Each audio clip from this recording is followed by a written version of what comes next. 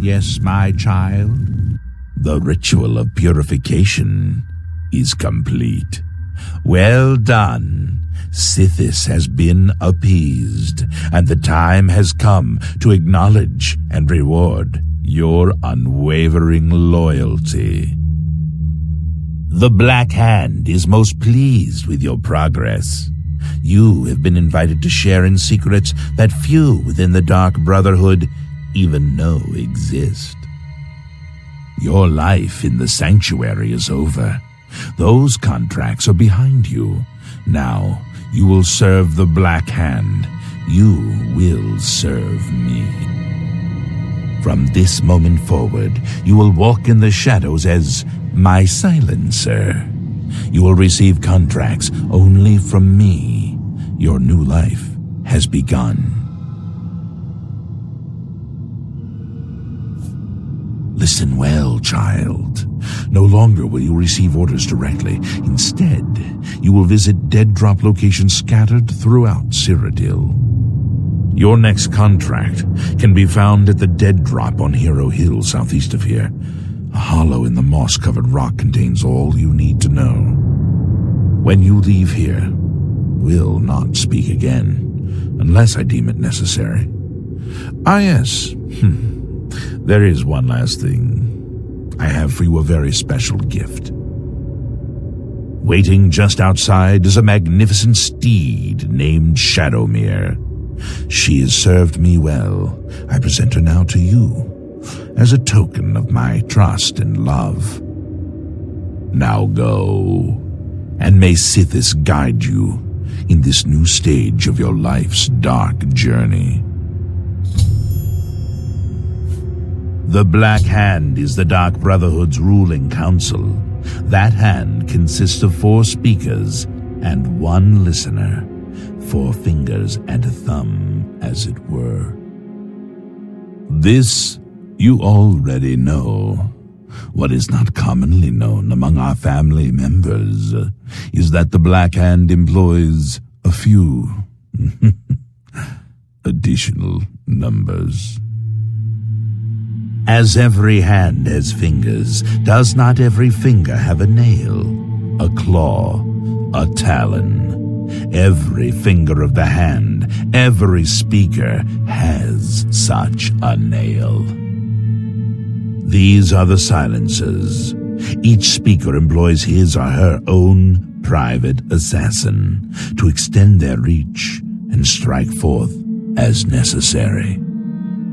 My previous silencer perished while fulfilling a contract. That emptiness has now been filled by you. It is an honor without equal. Go now, child of Sithis. Walk in the shadow of fear and bring glory to our dread father.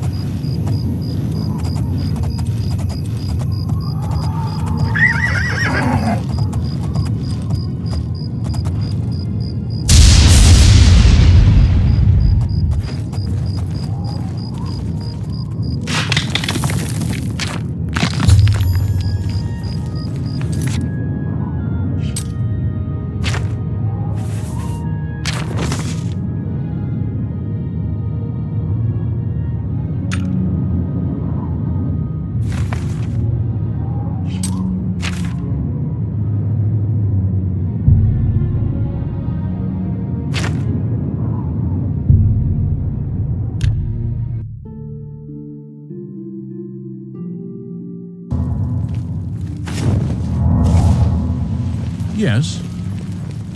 Say it.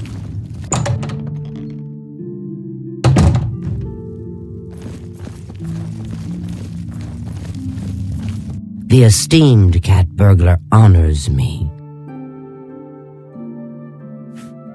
Well done, Hunter. Hieronymus Lex will no longer be a thorn in the paw of the Thieves' Guild. The Grey Fox shows his gratitude. You are being promoted to Shadowfoot and may now use Orin of Castle Anvil as your fence.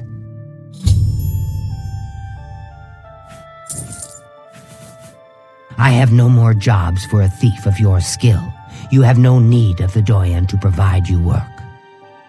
However, there are rumors that the Grey Fox himself may call on you soon. Wait for contact from him. Keep the guild fences busy.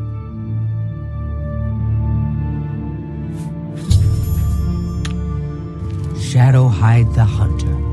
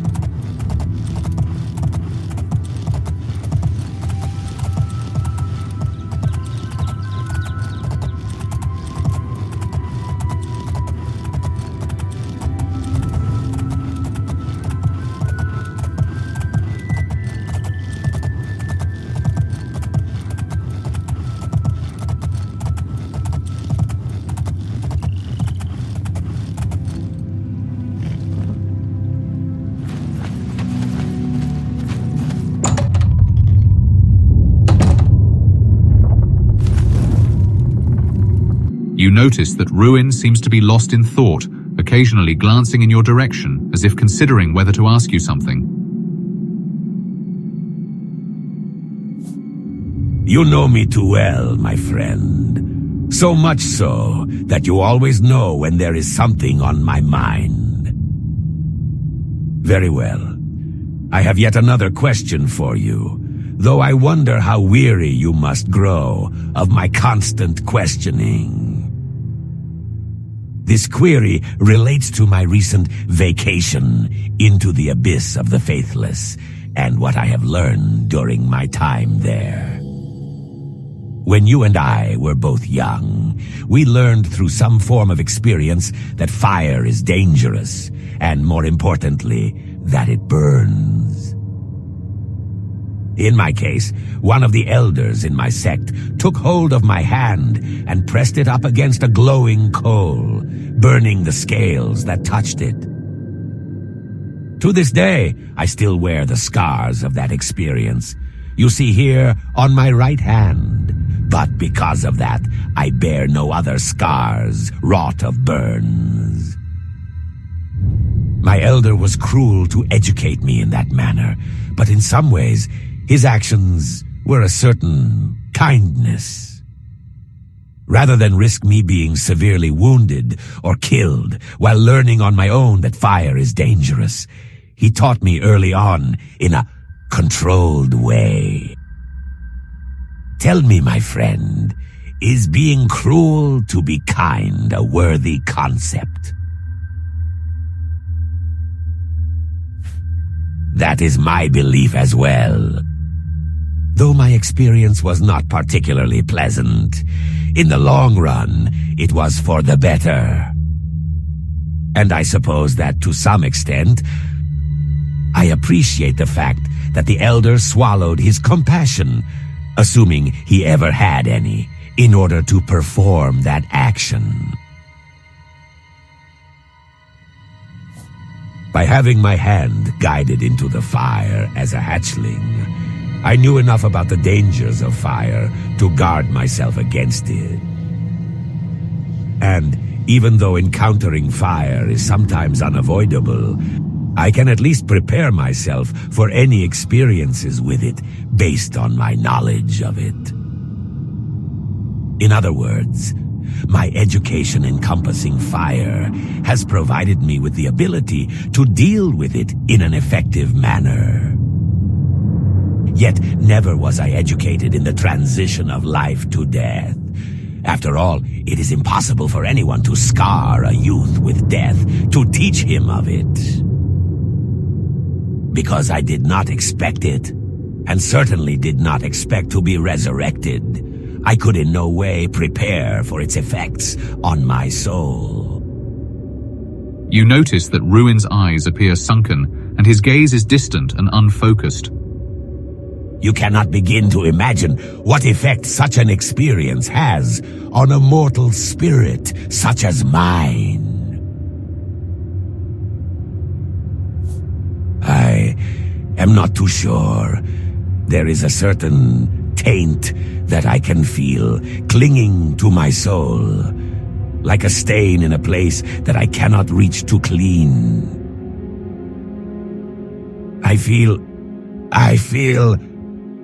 I am sorry, my friend.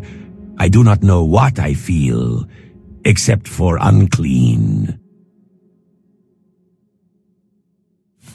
He laughs at his own words.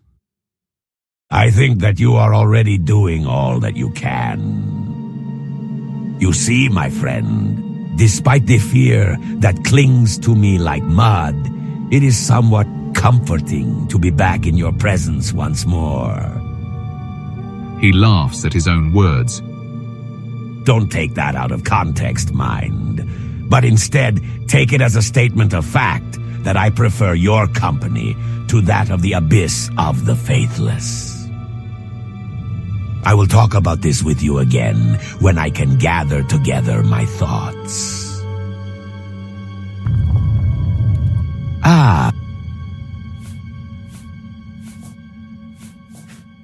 As you say, my friend, I will aid you in combat.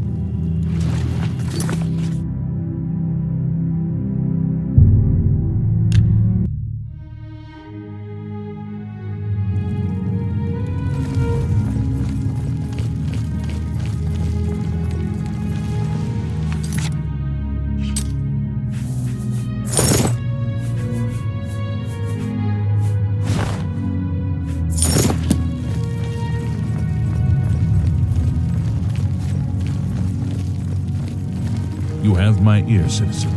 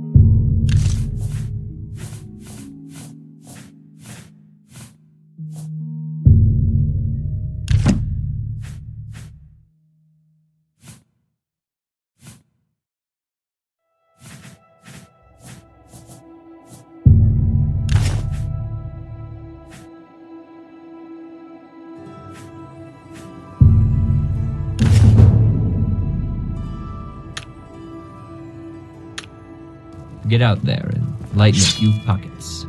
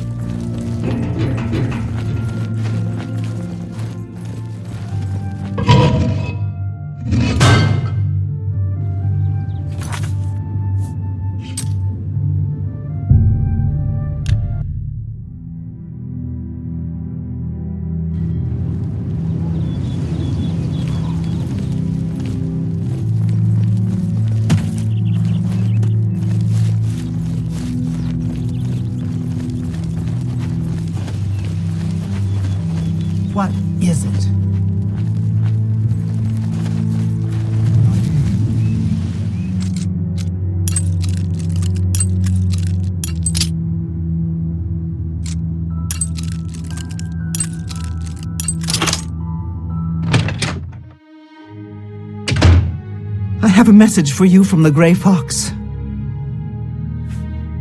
The Grey Fox has a task for you.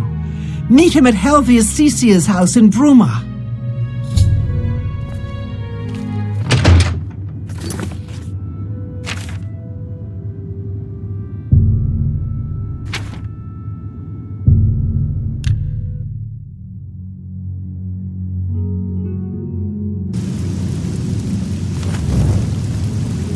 Have mercy.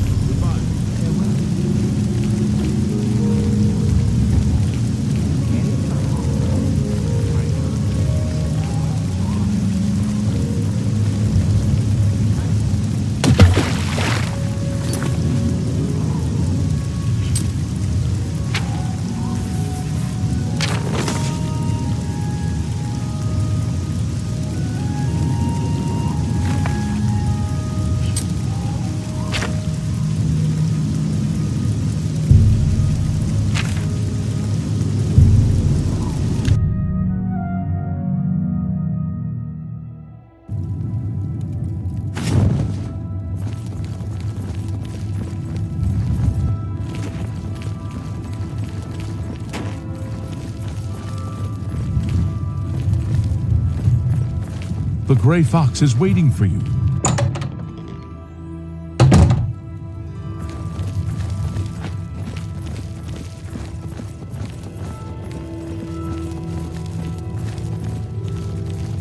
Come, we must talk. I see you got my message. I have need of your special gifts. There is an item hidden away in a remote monastery. I need you to go get it for me. The monastery is extensive and well guarded, so you should make sure to be well prepared. Should you succeed, I will pay you well for your services. Capital! The monastery is called the Temple of the Ancestor Moths. It is where retired blind moth priests go to wait out the rest of their days. I will mark the location on your map. Look for it in the far northeast of Cyrodiil, beyond Cheydinhal. I need you to acquire Sevilla's Stone. It is a large crystal with special properties that I need to gain advantage. Remember, do not shed innocent blood. However, there is no blood price for slaying the stone's guardians, human or inhuman. When I receive word that Sevilla's Stone is missing, I will be here, waiting for you. I don't answer questions about myself, particularly when they come from a Shadowfoot. Shadow hide you.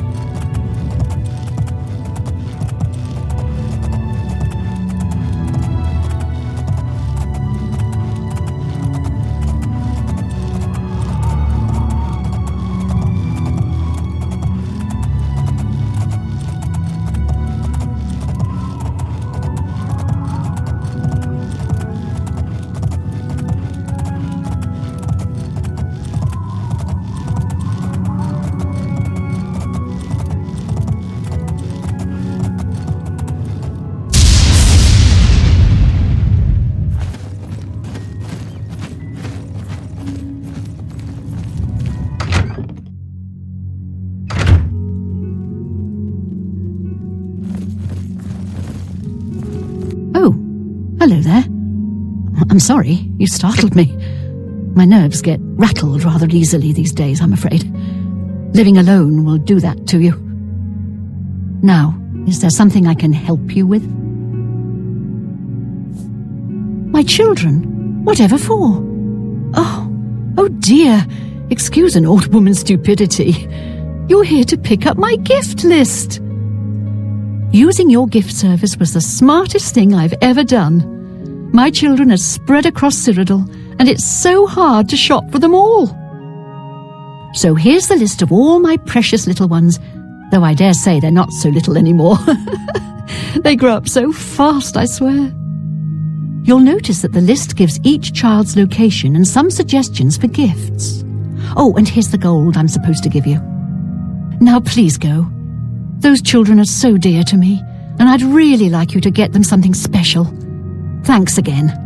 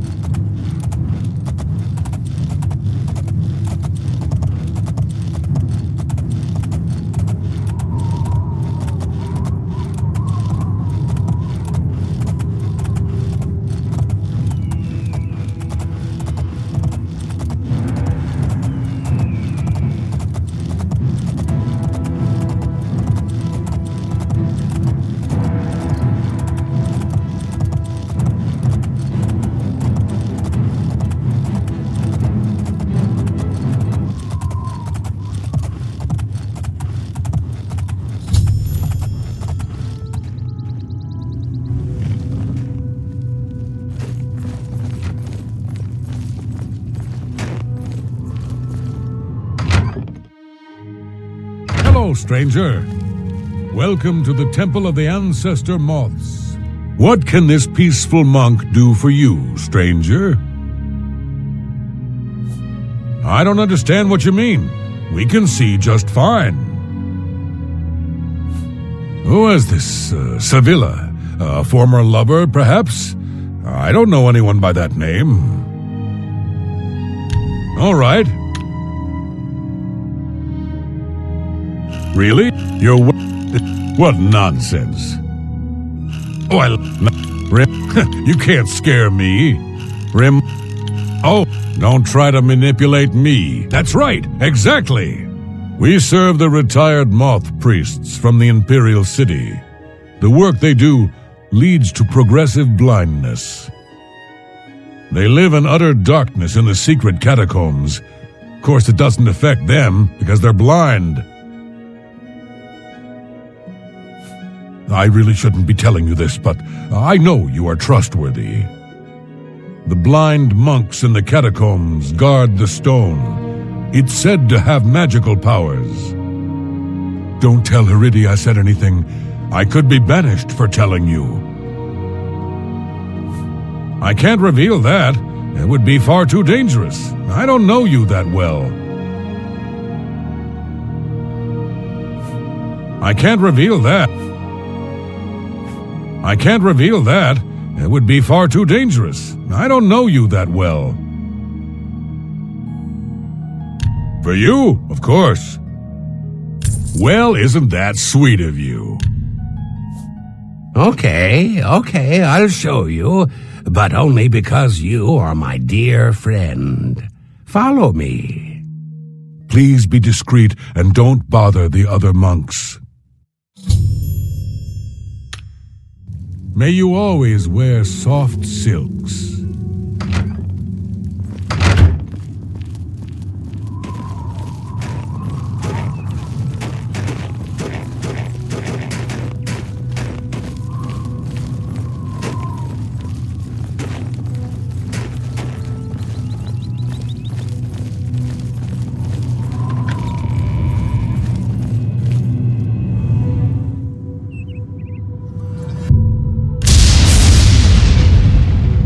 The darkness closes in on me.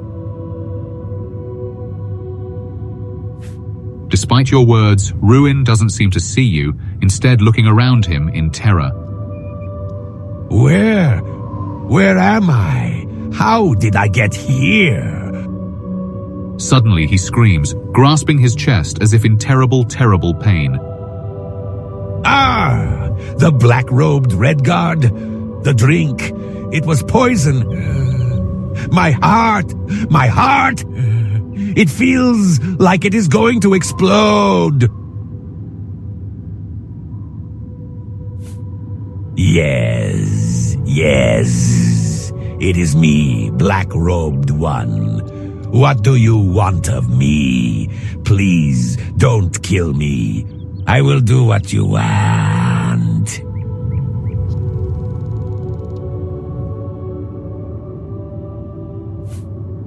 Safe.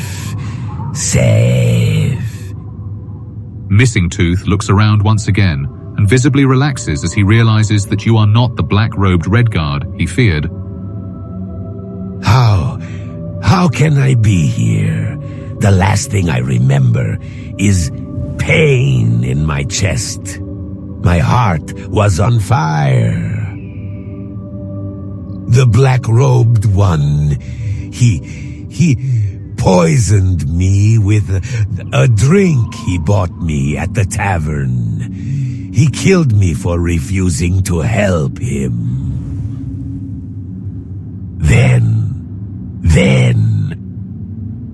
Then I saw black mountains, green seas, lightning and clouded skies, azure fog.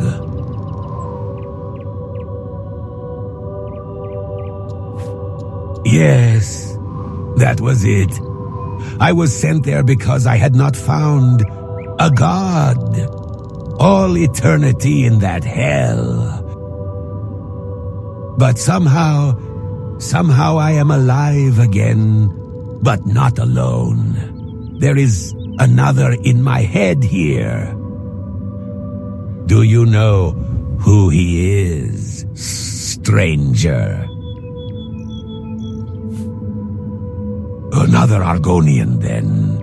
A strong one. I can hear him talking to me, telling of his friend, telling of you. But this is not his body. This is my body. And now that I am back in it, I want him to leave.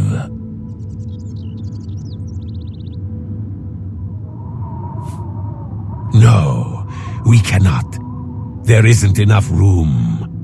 I can feel this mind tearing apart as we two souls occupy it. Too crowded, too crowded. I want him to leave. Missing Tooth falls silent as he considers the question. When finally he speaks, there is a certain amount of regret to his tone. No, not really. My life was empty. I have nothing left to do. But the abyss of the faithless, it frightens me. How can I go back there to endure agony for all eternity? The silence that follows your words is near deafening and lasts for an incredibly long time as Missing Tooth considers them at length. You will return to free me, won't you? Yes, your friend, Ruined-Tail, he is telling me the same thing. You will find a way to free me from the abyss. I will do what you want. I will leave. Your friend can finish his business. But do not forget your promise to me. Do not forget about me. Warily, Missing Tooth bows his head. His eyes grow vacant, before returning to Ruined-Tail's usual dark orbs.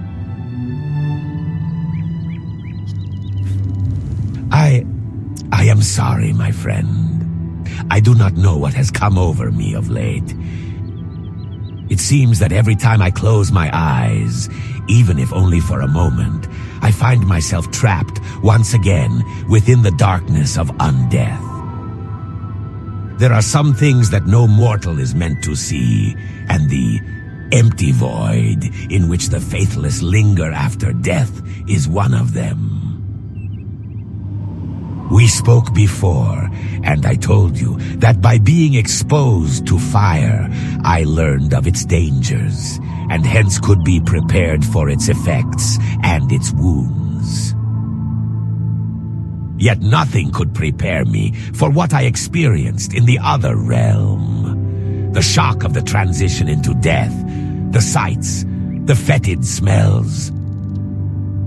All of it is like a scar upon my soul, and I feel putrefied by its taint. Once before, death followed me in a metaphorical manner. Because I had killed so many people, I felt stained by the blood that I had spilled. Now, though, death truly is a literal part of me, and I can feel myself succumbing to it from time to time. What I saw was 2 roads bathed in a shaded wood, and I found myself unable to travel both. And be one traveler, trapped I stood, caught in oblivion, a dark veiled hood. I could see that each of the routes led to a certain paradise, one for the various shades of light, and one for the servants of darkness. Yet there was no route for me, no path for the various shades of gray. Because I am forever godless, I have damned myself in death, and it will forever hold sway over me.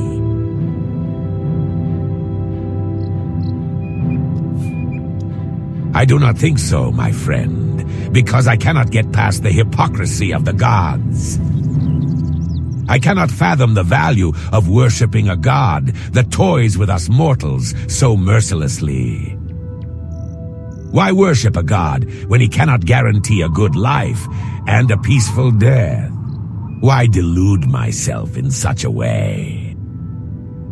No, my friend. I am doomed because of my own lack of faith and my own intellectual approach to the concept of spirituality. It matters because in my heart I know that one day I will again stand at the exact same crossroads and again find myself unable to travel down them. The only constant to life is death. Thus, it is inevitable that I will die again. And the day will come when I no longer have you around to resurrect me. On that day, I will be alone forevermore. And that, my friend, scares me the most. We will talk on this again. It is playing on my mind in such a manner that it has consumed my every waking moment. So surely we will talk of it again. And if you intend to keep your promise to Missing Tooth, I suspect you will learn more than you ever wanted about the Abyss. For now, my friend, let us simply walk in peace.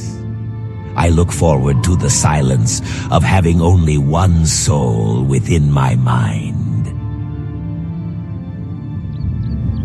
Ah.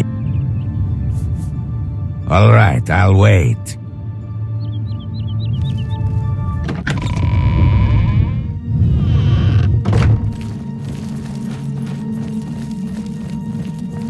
There are torches in the barrel.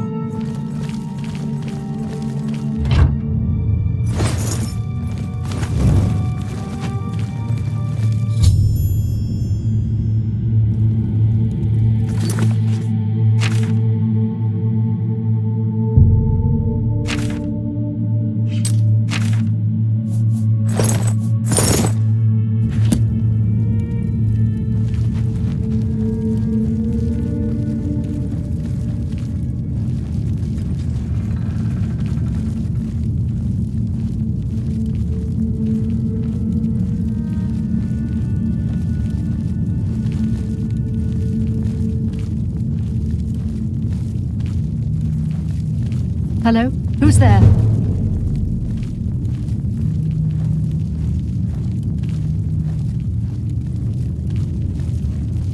Hello?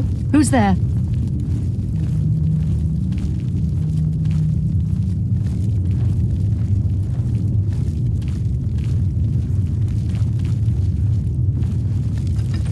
Must have been the wind.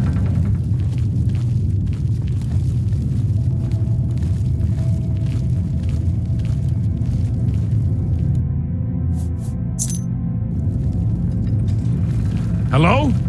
Who's there?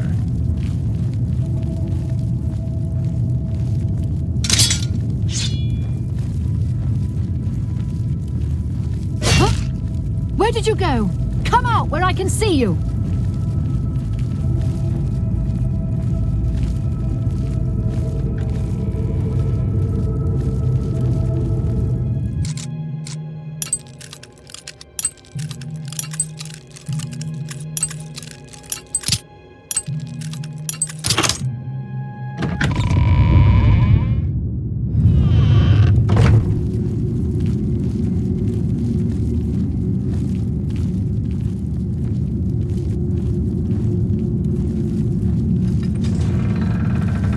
What's that?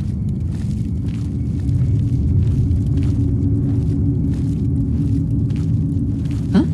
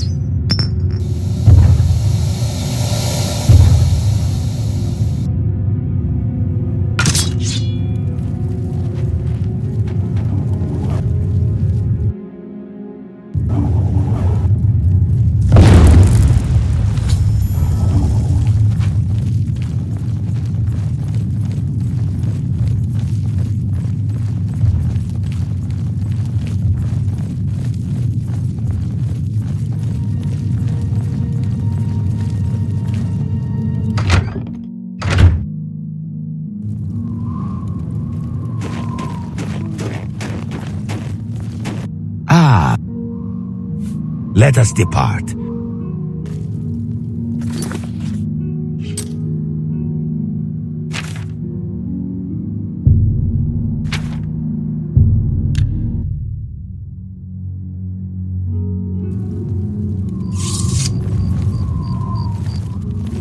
Yes.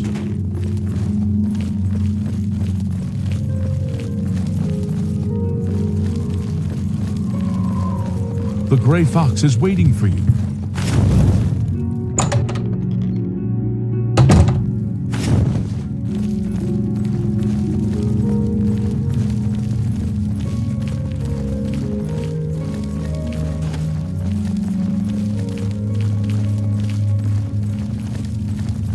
I hear the monks were most hospitable.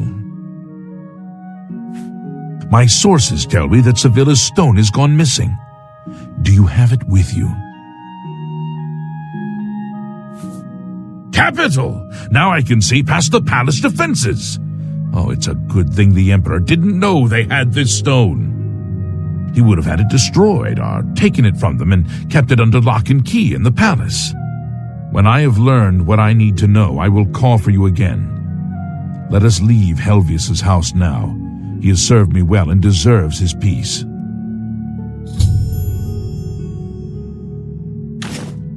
Shadow hide you.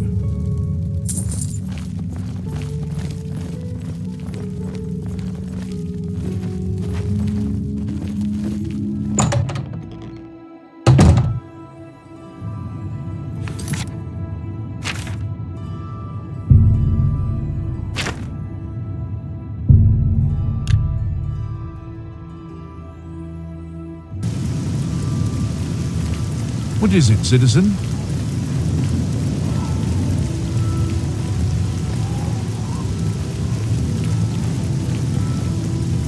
Yeah? What are you looking at? What? A dead man? You got some kind of death wish, is that it?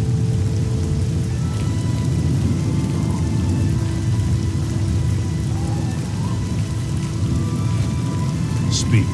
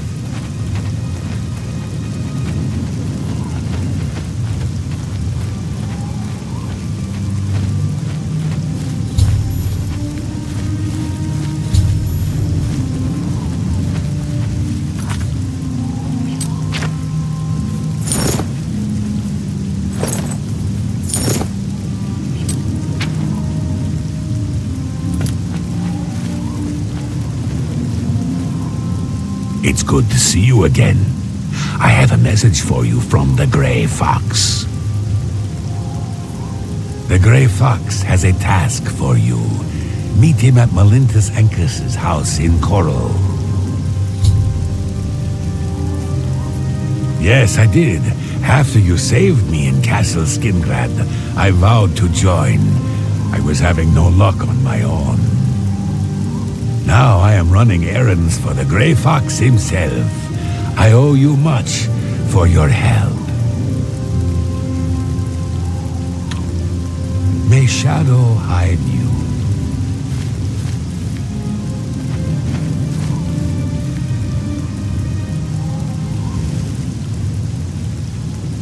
Once again, I find myself turning to thoughts of death and everything that it comprises. I often consider wolves to be very similar to sentient creatures like you and I. They share many of our traits and social customs. They will identify a leader to be in charge of the pack. Some of their number will be warriors, others hunters. Yet, all of them play an integral part to the well-being of the pack as a whole. Yet, despite our similarities, I cannot help but note that a wolf is not scared of death. It does not while away the hours in fear of the afterlife. Why do you think that is? My thoughts exactly. The present circumstances and how they affect its survival is all that matters to a wolf. So I suppose that passively they fear death, because every aspect of their survival is dominated by trying to avoid it. Yet, they do not dread it as I do. They are not utterly consumed with a burning terror of it. They live and they die. That is it. Perhaps they are not afraid, because after death, they experience only eternal sleep. They do not have to face the abyss of the faithless. For some reason, I imagine that wolves don't have to endure trials and tribulations bestowed upon them by the gods. You may have noticed that I have not been, committing myself to our battles of late. I have been unnecessarily cautious in the face of danger, and even exposed you to some risks while trying to protect myself. I admit it now. I am so scared of the idea of dying that I would almost sacrifice you in order to make sure I do not die sooner than necessary. Ruin's haunted eyes seem to lack any semblance of life, and you cannot help but note that his entire physique is haggard and weary. I have experienced fear before. After all, it is fear that keeps us alive in our profession. But what I feel now is different. This is a fear that not only paralyzes the muscles, but sears my very mind with confusion and terror. Dying terrifies me like nothing I could ever imagine. I am afraid of returning to the abyss of the faithless. You are wondering how this relates to my reference between the similarities of sentient creatures and wolves. I will tell you, my friend.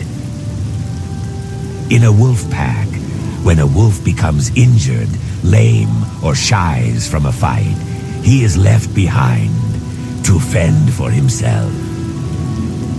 He can no longer serve the pack, thus the pack will no longer serve him.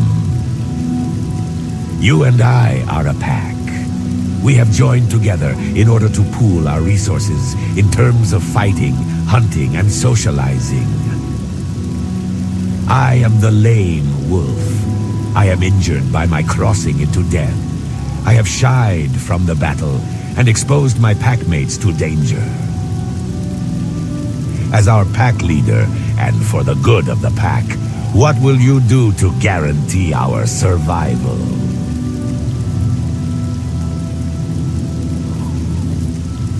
I wonder if such a thing is even possible, considering what I have experienced in the abyss of the faithless.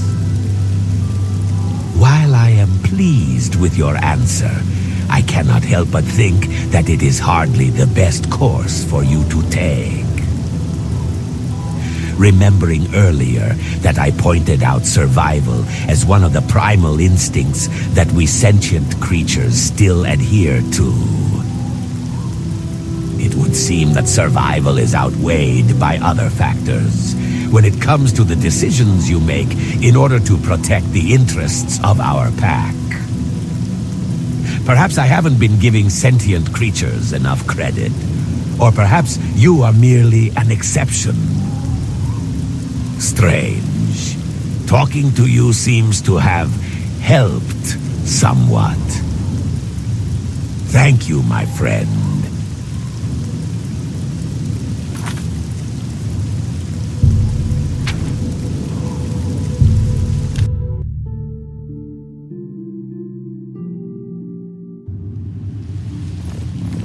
Have mercy. Just one.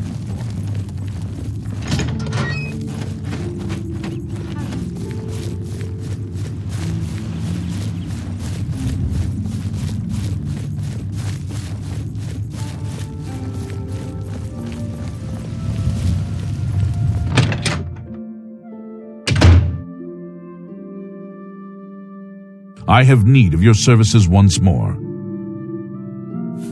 My work with Sevilla's stone has revealed that I need something special for my plans. It is a small item in the possession of a powerful court wizard. Will you do this for me? I will pay you well.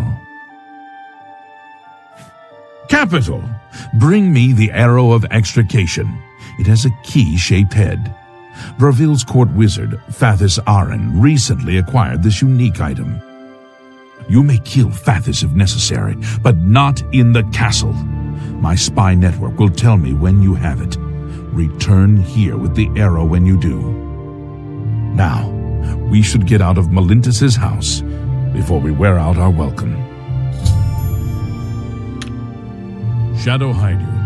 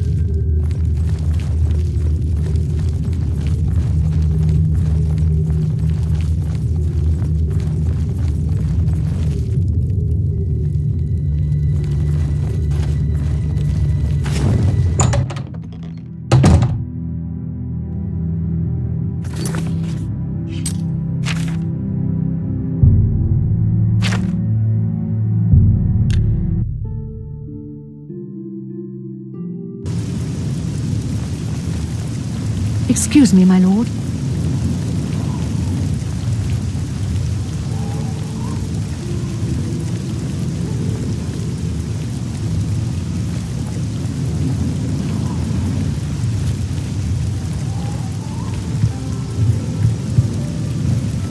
Please be generous, kind sir.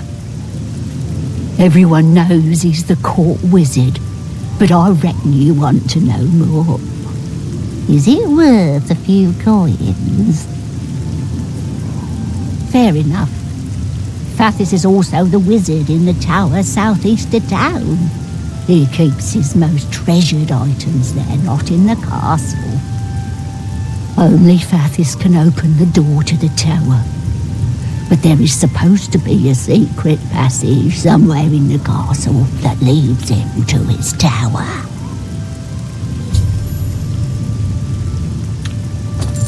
Blessings of Archay upon you.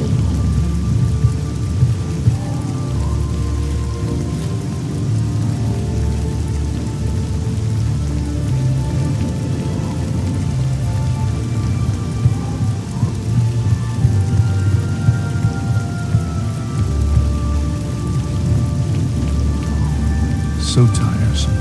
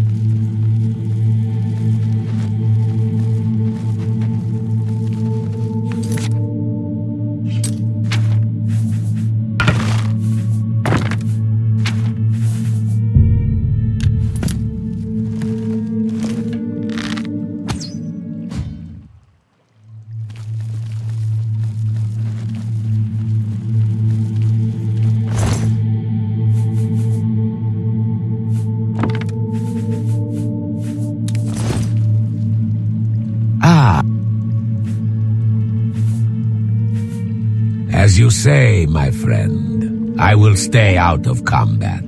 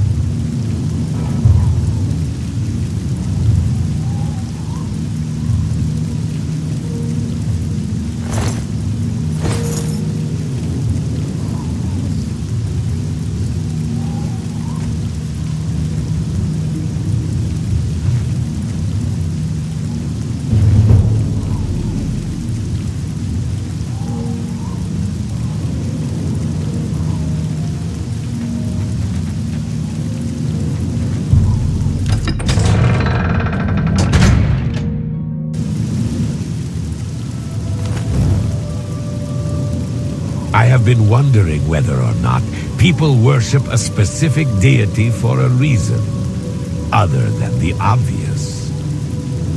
Always before, I had thought that it was because they expected some sort of reward for their worship, be it an easy life or a good afterlife.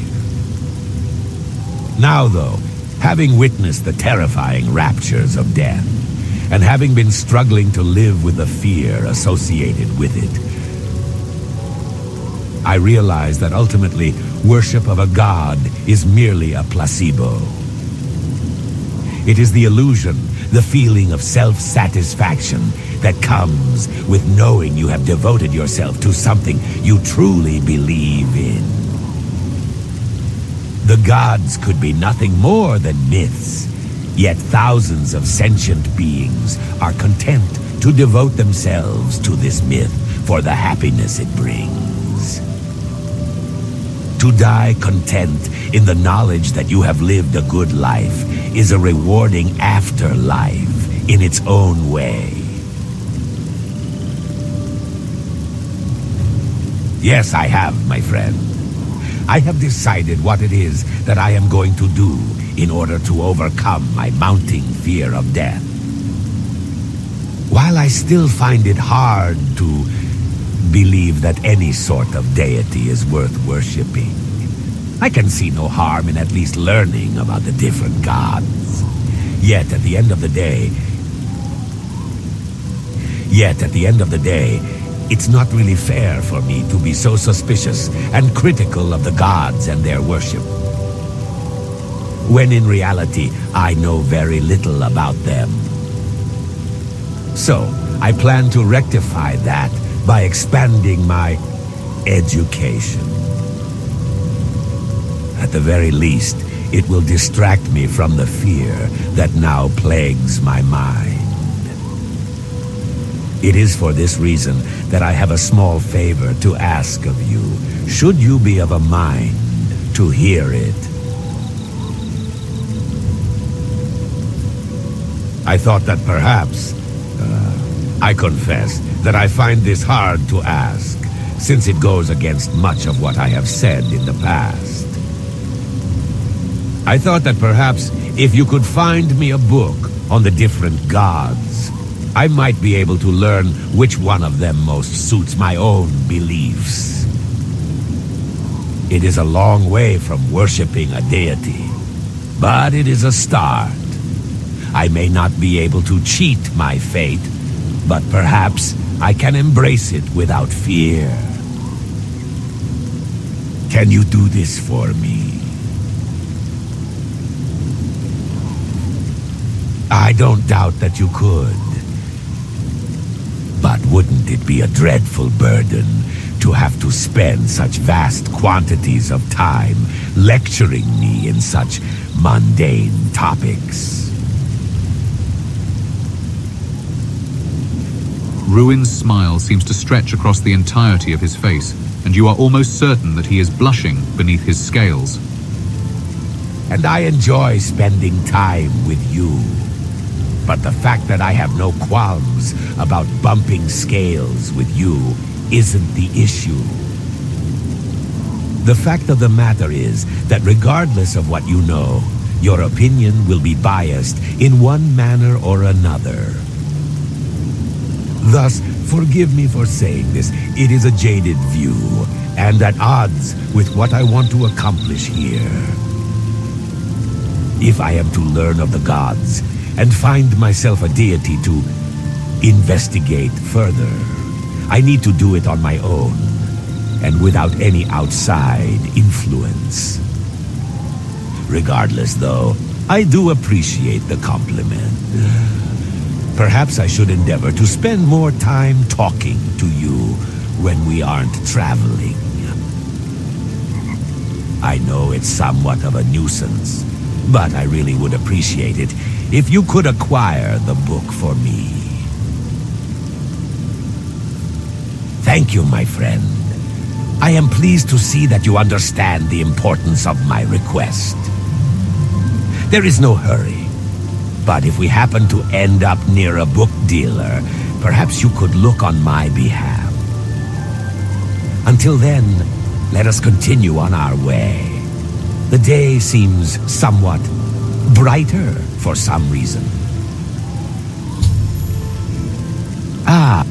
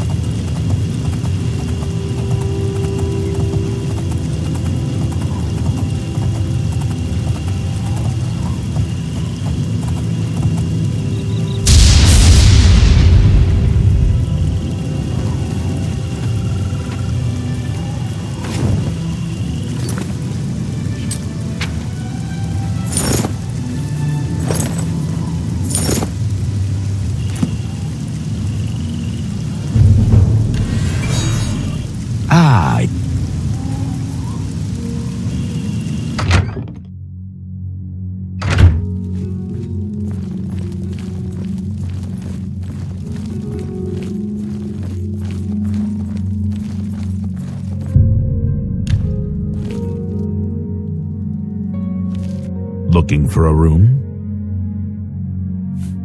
My mother? No! What have you done to her? I'll kill you! Ah!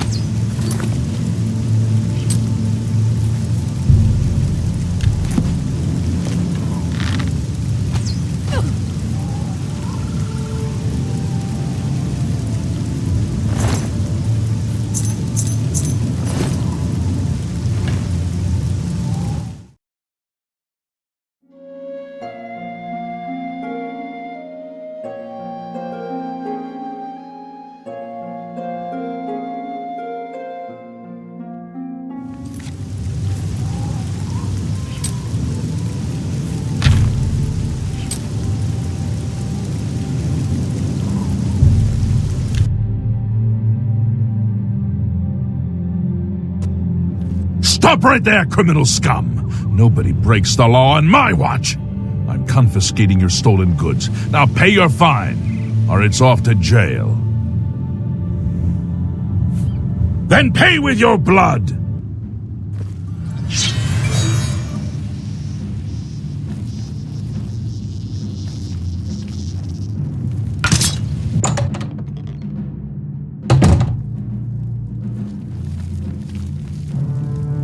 You wear the shadows well, fellow thief. The hunter can pay his fines to the guards, serve his time, or pay this one half, and they will all go away. It will be done. I will shred all of the hunter's criminal warrants. Shadow hide you.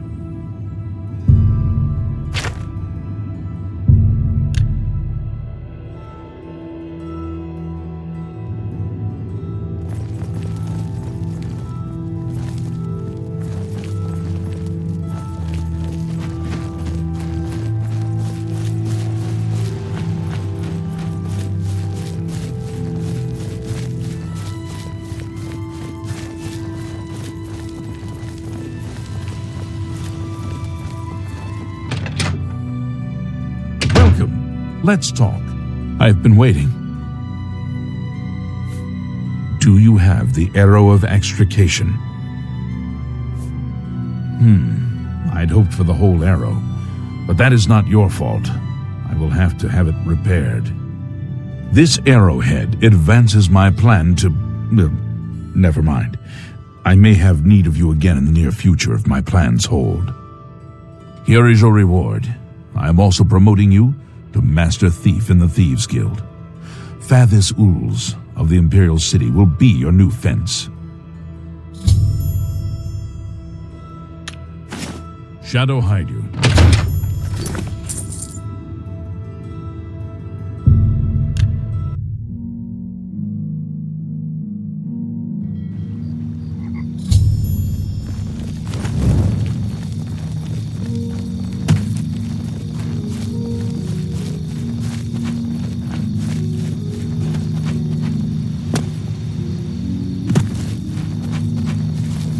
Well met, old friend. I have another message from the Grey Fox. You must be very important. The Grey Fox requests a meeting. Please travel to Ganradel's house in Shadowscale. May Shadow hide you.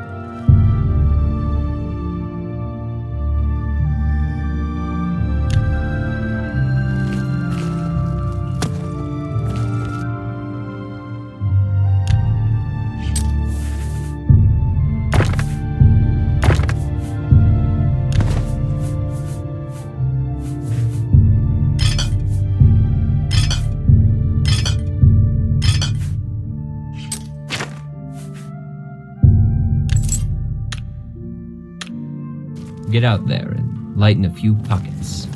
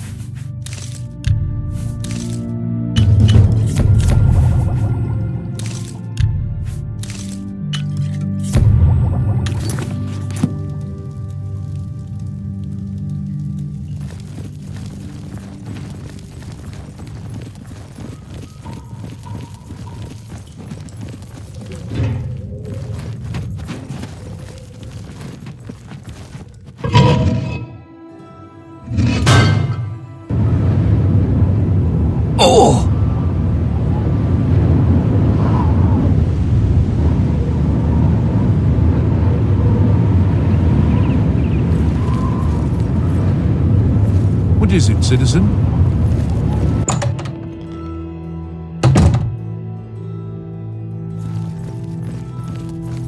I'm Phintius, owner and proprietor of the first edition. Look around. If I don't have it, maybe I can get it.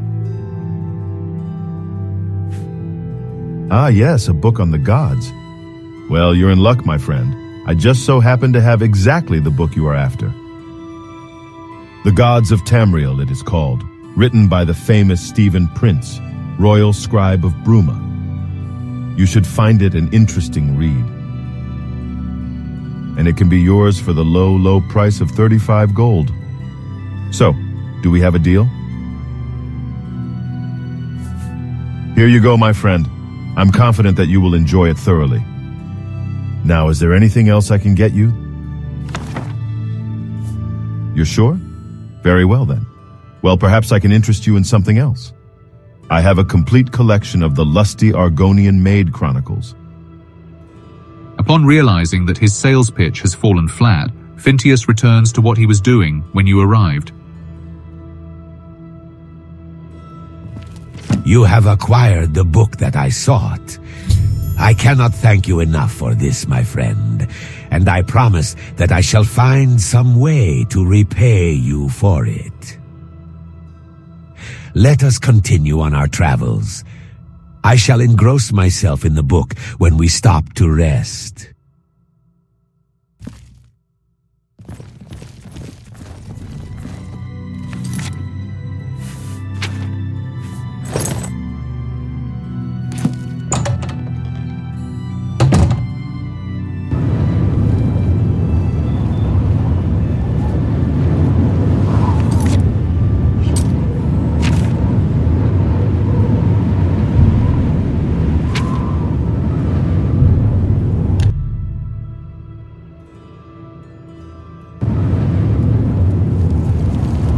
Help an old beggar.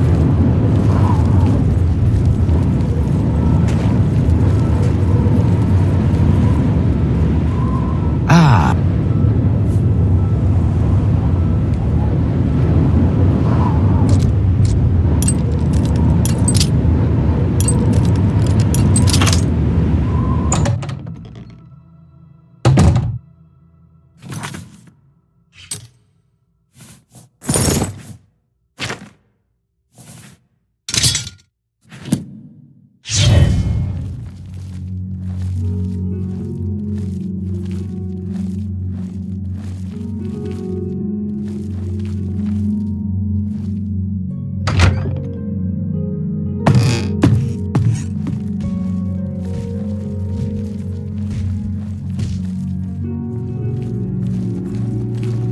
I don't recall inviting you into my house.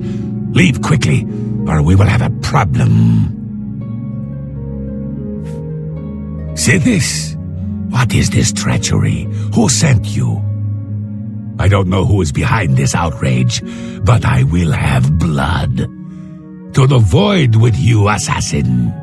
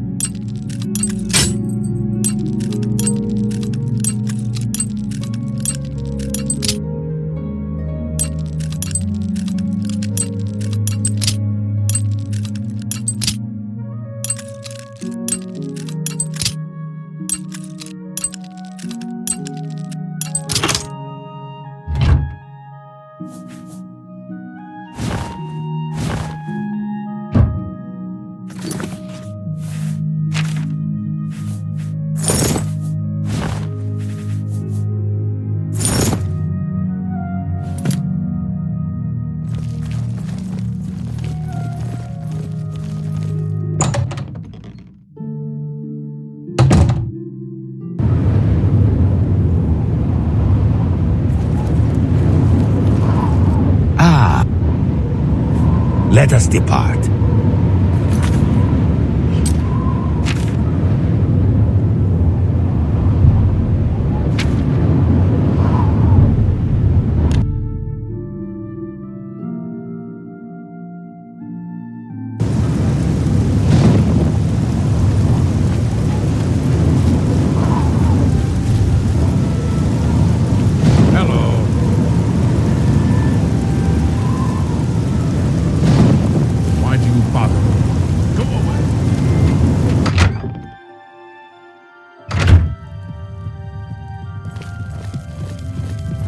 Come, we have much to discuss. Further use of Sevilla's stone has revealed that I need another special item to move forward with my plans. I need the boots of Spring-Heeled Jack. He is a famous thief that died some 300 years ago. Legend has it that he was buried with his boots on. Find out where Spring-Heeled Jack is buried and bring me back those boots. Will you do this for me? It pays well. Capital. The Earl of Imbil is the only descendant of his line that I've been able to locate. His name is Jacobin, and he lives somewhere in the Imperial City. There might be a clue in the Earl's house. Shadow hide you.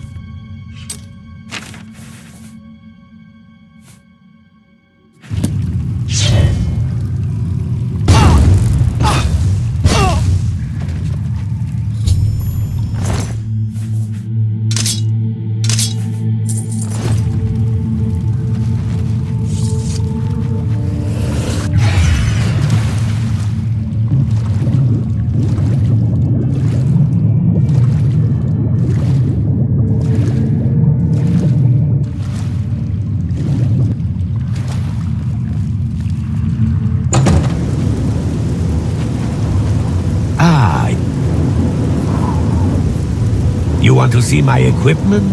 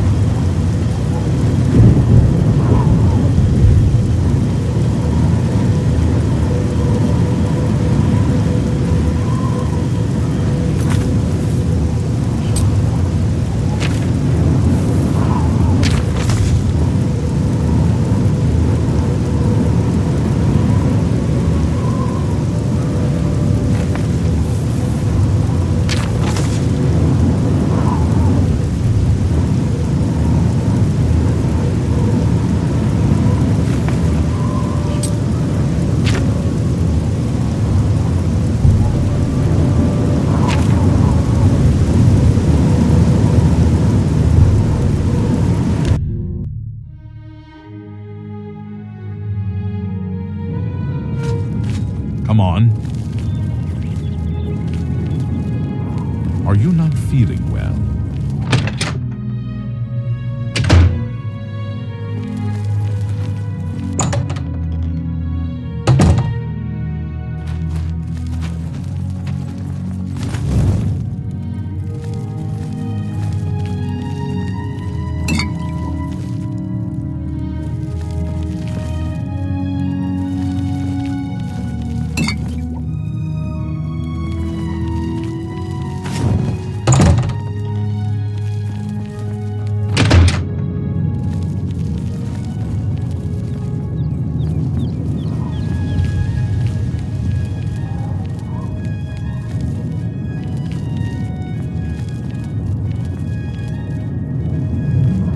Annoying creature.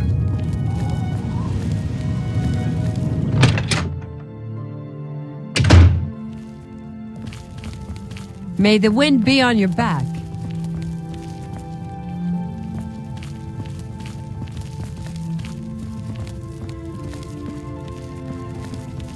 If you'll excuse me, I don't have time for you right now, or ever. I have no time for your pathetic attempts at small talk. Now walk away before I get nasty.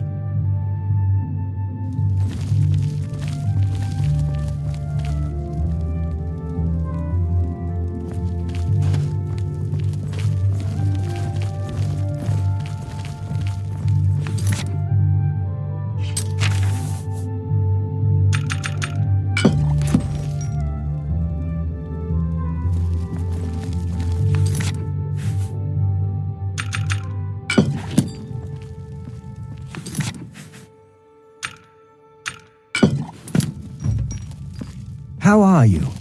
What is it?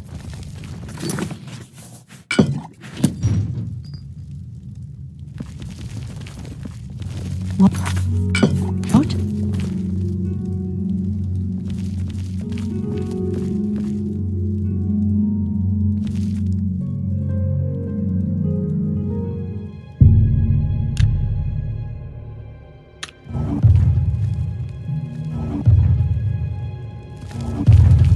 How are you?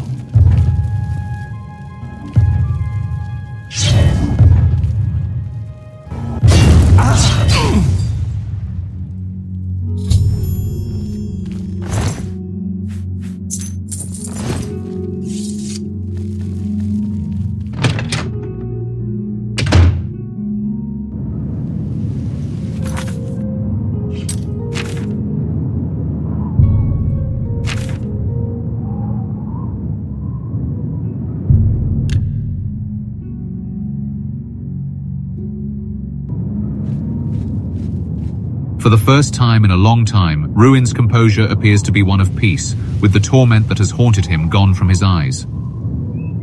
Reading this book has provided me with valuable insight, and dare I say a direction in which to propel myself.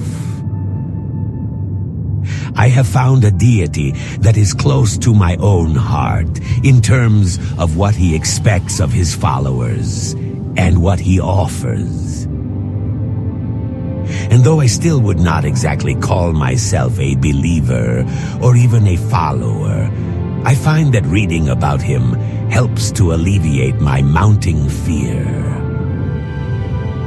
Though death is still certain, and what I will face in the afterlife is still uncertain.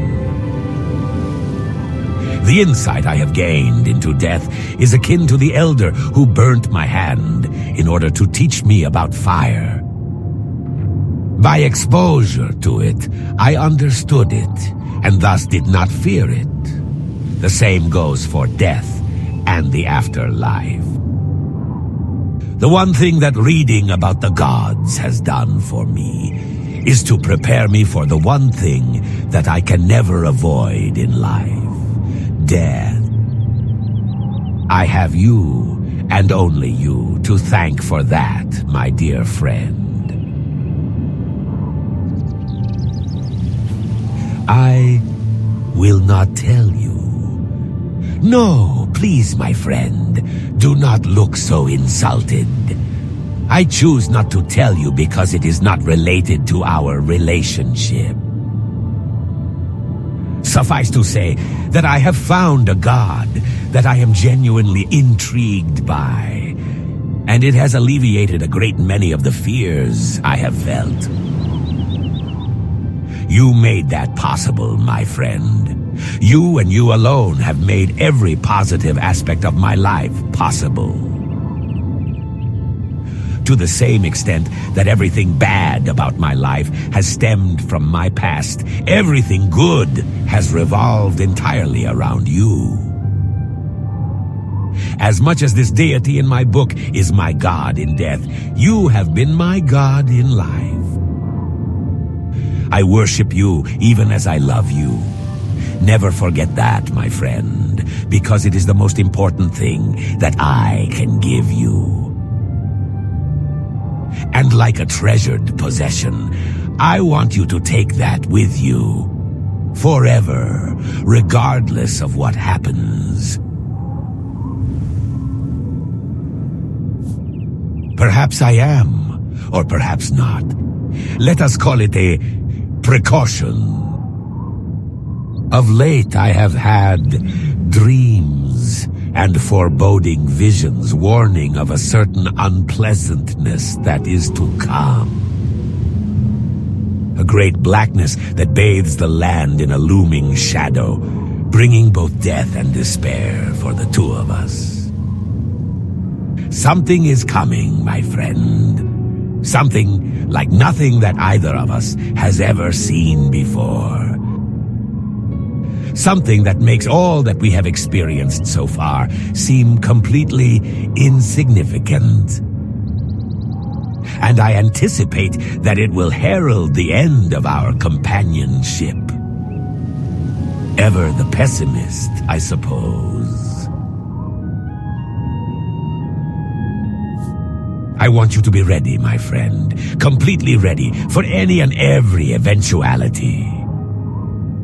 When this darkness comes, it will come hard, fast, and without any real warning. Consider this your warning, and your opportunity to prepare yourself mentally and physically for what we are about to face. Be rested at all times. Carry more arrows, armor, weapons, and potions than you think you will need. Be completely ready for anything. Anything. We have accomplished great things so far, but always we have been in control of the crucial circumstances. Now, though, now we are the ones at a major disadvantage. Our enemy, the unseen enemy, knows us, but we do not know him. He has been watching. I'm not sure what I am saying, my friend. Just please, please be wary.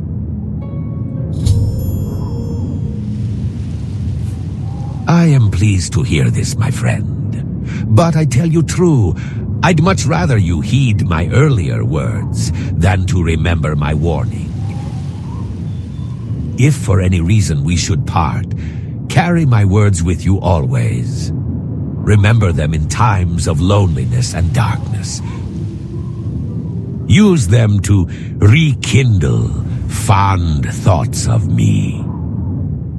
From the beginning until the end, I know now that you will always be with me, and the knowledge of this warms my soul. The only thing in life that will ever separate us is death.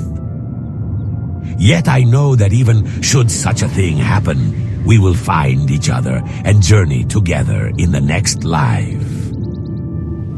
For now, my friend, let us take a moment to forget all of my concerns. And let us instead walk together and talk together, as we did when we first met. On that fateful day in the Imperial City Arena, where I made the one good decision of my entire life. I found you.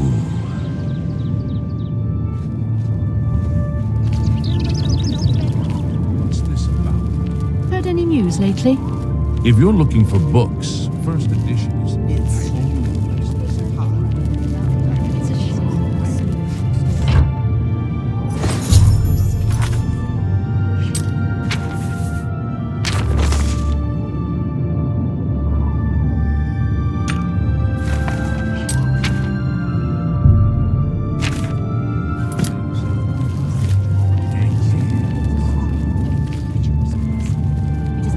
Are you not feeling well? I'm only asking for enough to feed me kids. I can help. The Earl of Imble has a home in the Talus Plaza on the inner wall. He's an odd one. Keeps to himself, mostly. Only goes out after dark. A real night owl. Blessings of Akatosh upon ye. I understand.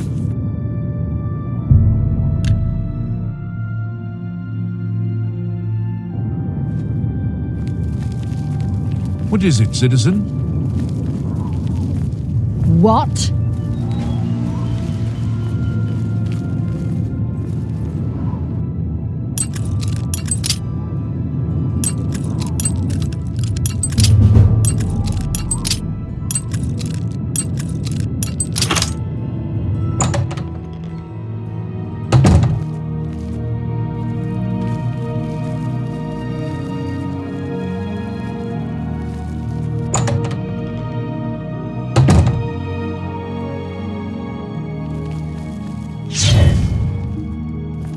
An intruder! Help! Don't hurt me! What do you want? I'll do anything you ask. Take everything, just spare me. The family crypts are under the house. They give me the creeps. I have the key. Take it. Just don't hurt me. I'm still alive.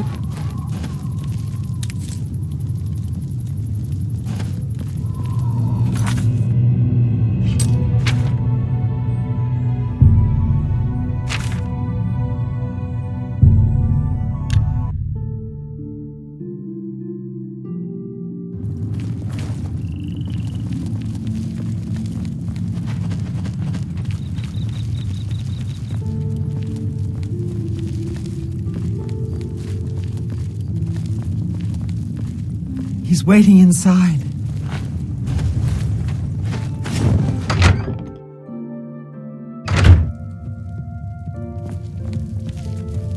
Have a seat, please.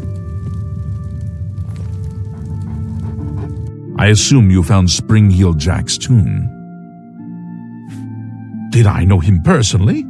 Of course not! He lived 300 years ago! Ah, it seems you have stumbled over a bit of history that few in the Thieves' Guild ever discover. I am not the first Grey Fox. That Master Thief died sometime shortly after stealing the Grey Cow and receiving Nocturnal's curse. However, another thief in the guild picked up the cow and assumed his identity and the curse. No one in the guild knew it was a different person. Over the centuries, there have been dozens of Grey Foxes. To the rest of the world, he seems immortal and unchanging. I am hoping to be the last. Do you have the boots? Capital. This may be the last piece of the puzzle. I need to spend more time with Sevilla's stone first. I am truly indebted to you. If all goes well, I may call upon you for one last task. The danger will be great, but the reward will be greater. For now, here is your reward. Let us leave Gondredal's house and go our separate ways. We have overstayed our welcome.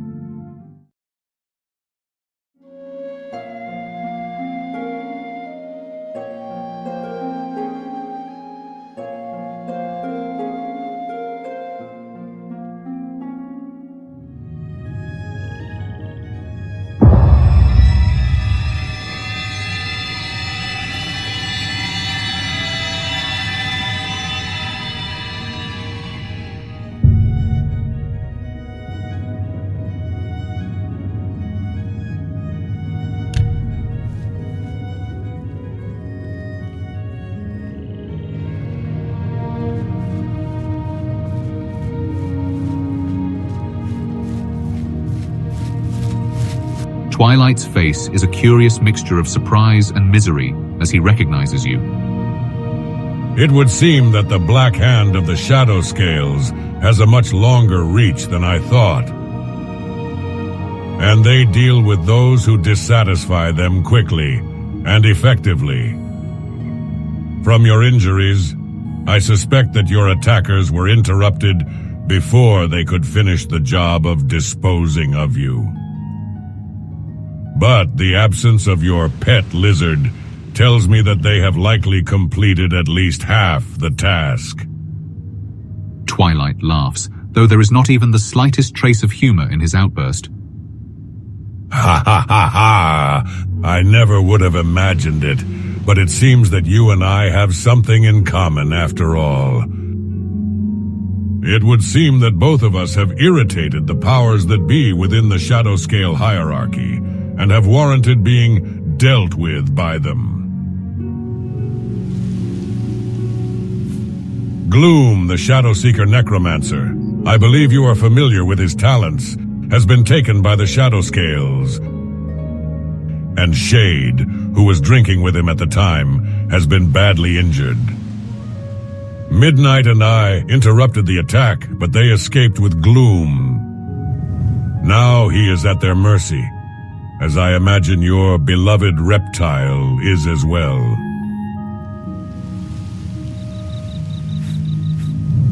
We have worked with them in the past, and they have become particularly fond of Gloom's unique talents. But none of the work we performed directly related to you or your lizard, with the exception of Gloom's role in resurrecting him. We Shadowseekers are a mercenary party. We take the contracts we are offered, provided that they pay us enough.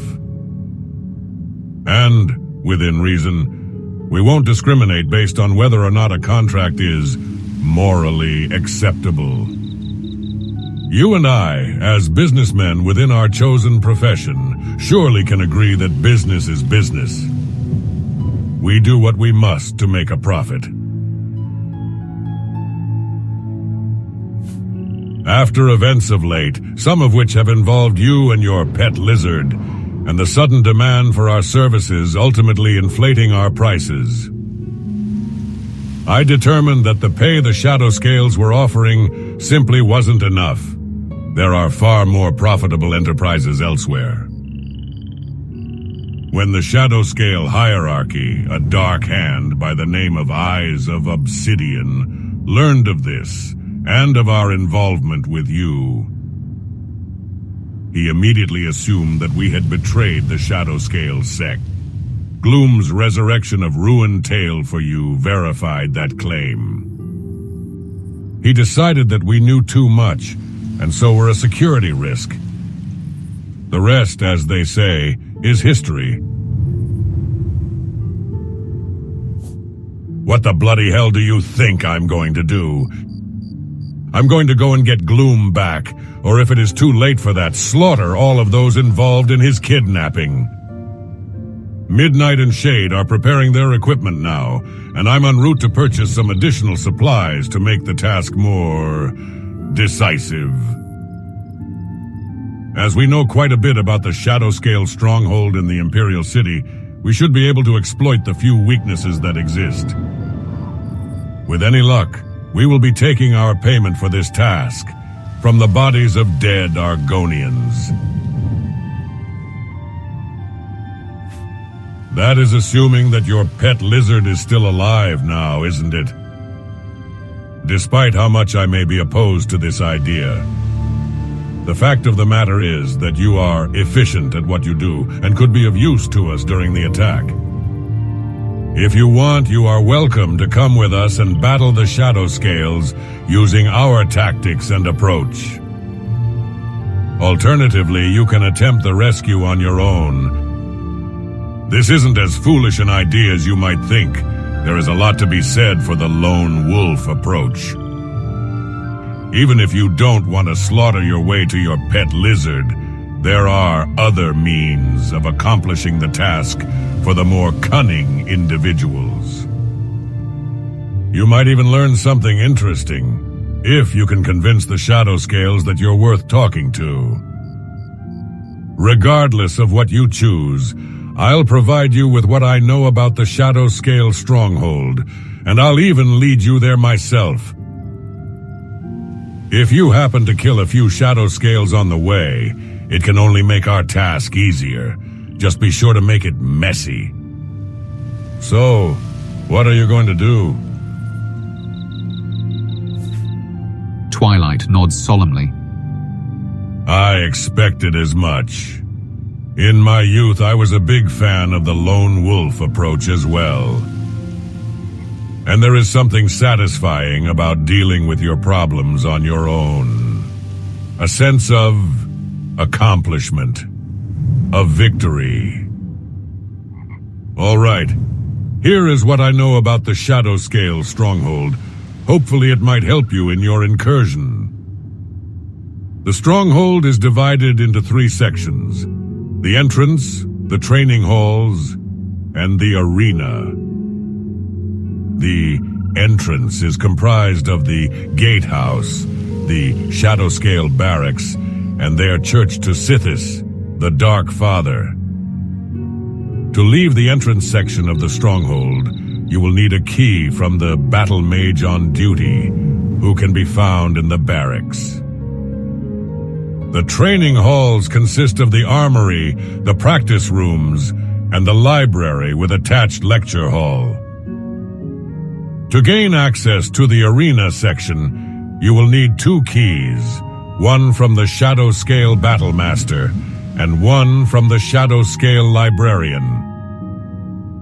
However, there is a flaw. The Librarian and the Battlemaster share a linked awareness via some sort of enchantment. If one of them is killed, the other will sound a gong that will call for reinforcements. Knowing the Shadowscales as I do, reinforcements will arrive en masse. So unless you want to deal with them, you will need to exploit the confusion that will surround the death of one of the 2 linked key holders. I would guess you have somewhere between a minute or 2 after one has been killed, before the other will call for reinforcements. So you will need to move fast. Unfortunately, I don't know a lot about the arena section, other than the fact that the prison complex is attached to it. If they are alive, Gloom and your pet lizard will be there. I know that it sounds complex, but as I said before, one working alone has certain advantages. And if you don't like the idea of using brute force, there are other avenues available. That is everything that I know. Despite a certain level of distaste I have for scale lovers like yourself, I do hope that it helps you in your task. As I said before, just this once, you and I have something in common. When you are ready to leave, you can find me in our headquarters preparing. I will lead you to the stronghold entrance from there. I suspect I will be speaking to you soon. So for now, farewell.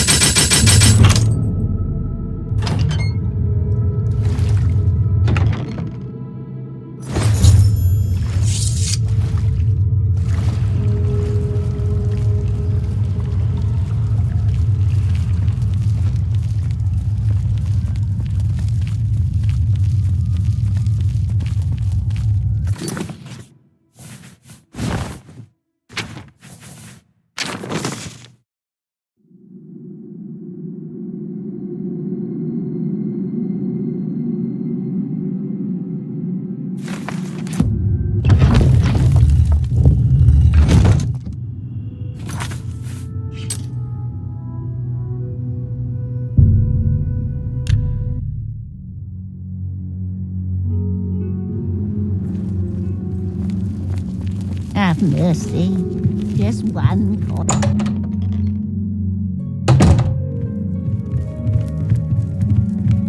Gilgondarin. Silver Home on the Water has beds and food. What's your pleasure? There's a room free, all right. Best you'll find in Reveal, if I do say so. 20 gold, and it's yours for the night. Right. You'll have to go upstairs to the second floor. Your room is the second door on the right before the staircase. Thank you for your patronage. Take care. You're going to visit the lucky old lady today?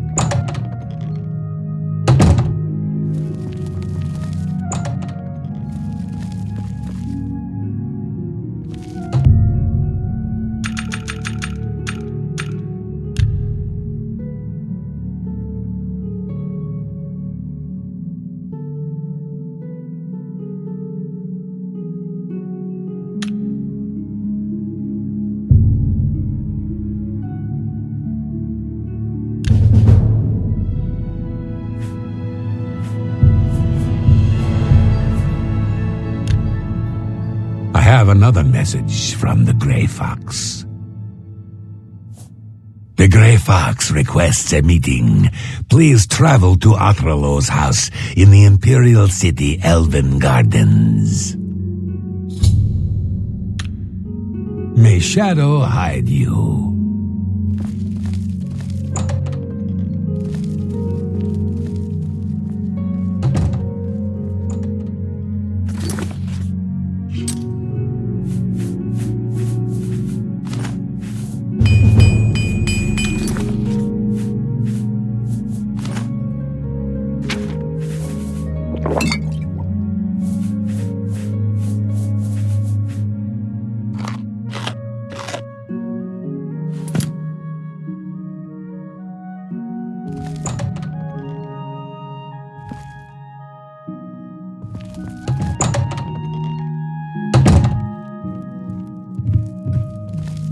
What is it?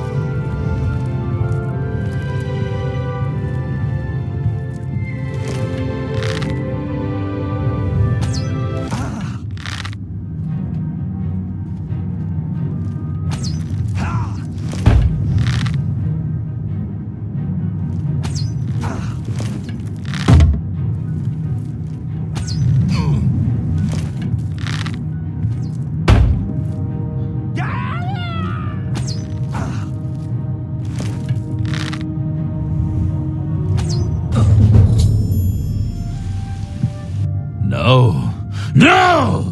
I'm too late. I thought I could get here in time. Thought I could stop you! By Sithis, what have you done? What madness has claimed you? You have betrayed me. You have betrayed the Dark Brotherhood. Why? I am here to end your miserable life. But I can see the confusion in your eyes. You have no idea what I'm talking about, do you?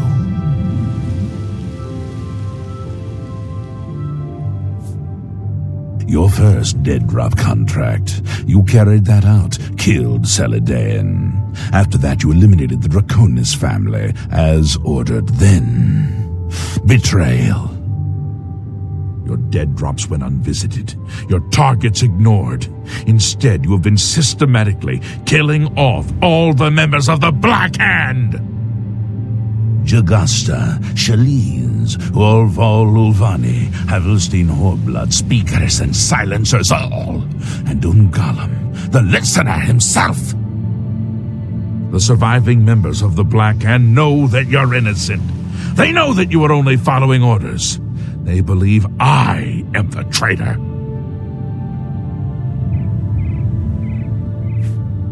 The traitor somehow switched your orders and has been sending you to the wrong dead drops. You and I have been deceived. We must find out who is behind this betrayal. We haven't much time. I'm hunted day and night by the Black Hand. They want me dead. Here is what you must do. Go now to your next dead drop, lie in wait, and confront whomever drops off the false contract. Uncover the true traitor's identity, and then come see me. I'll be in hiding. Fort Farragut is no longer secure. It's under watch by the Black Hand. I'll wait for you at Applewatch, the farm where you killed the old Draconis woman. It should be empty and safe. Now go, and may Sithis help us all. Are you mad? My life is on the line, and the entire Brotherhood is at stake. We don't have time for this nonsense. Now go, learn the identity of the betrayer, so we can end this madness and restore the authority of the Black Hand.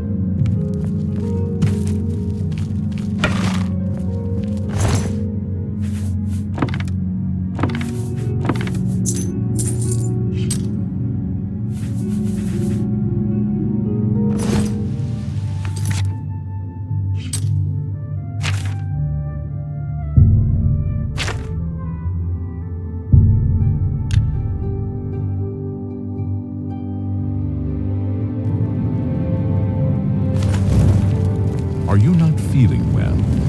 Why do you bother me? Go away.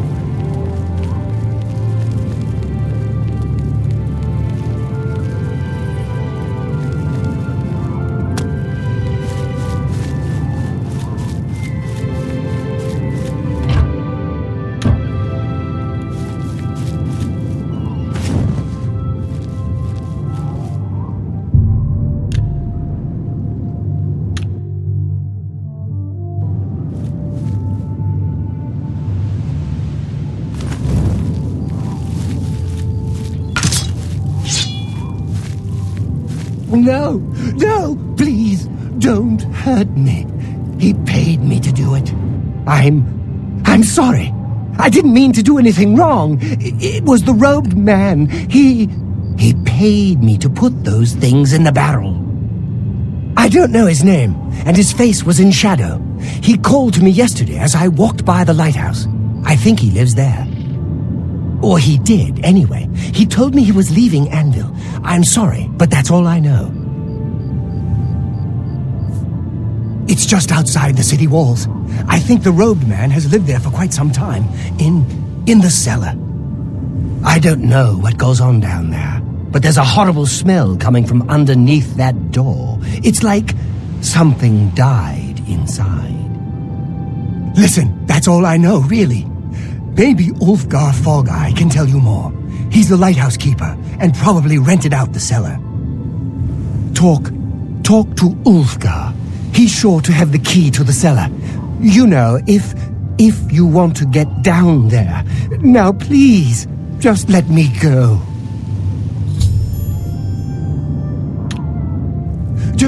Just leave me alone, all right? I don't want no trouble.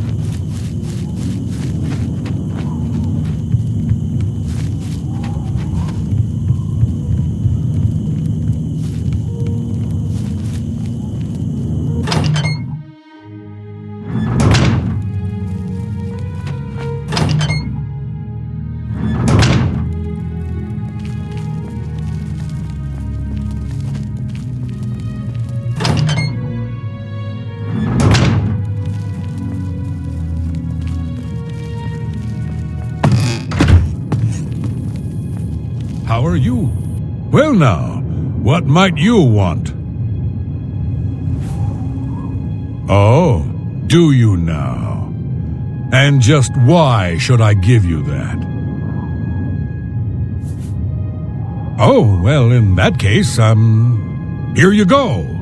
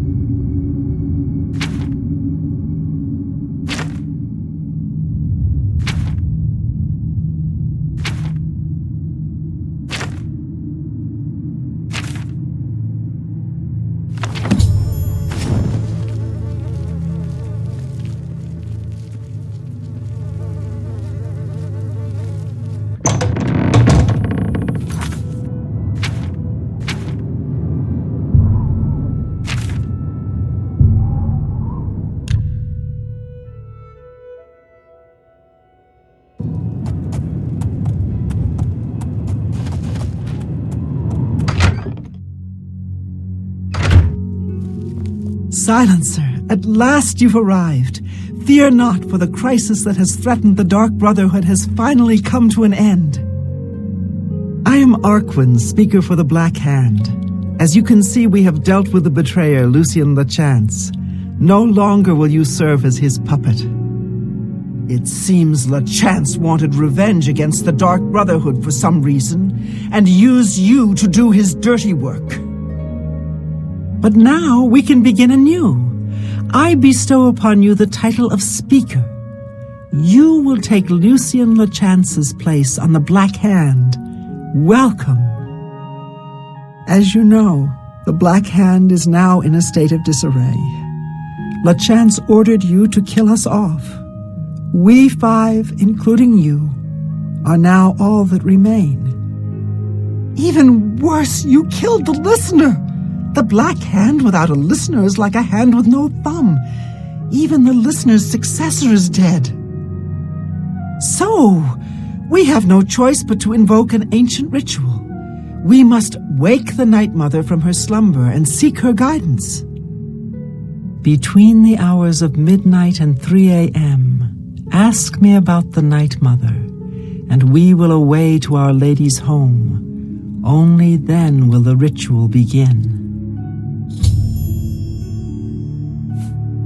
When we confronted LeChance, he tried to defend himself, tried to declare his innocence. But we would not hear his treacherous lies. As you can see, he was no match for the combined power of the Black Hand, even weakened as we are. You must understand our need for darkness and secrecy. Speak to me only between the hours of midnight and 3 a.m., and we will be off.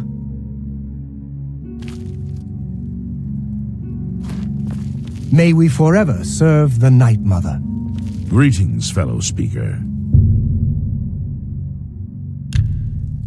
Our troubles are almost at an end, brother. Soon we will visit the Night Mother, and she will surely guide us. The four of us attacking him in unison was as graceful and beautiful as a ballet. The flashing of steel, the spraying of blood.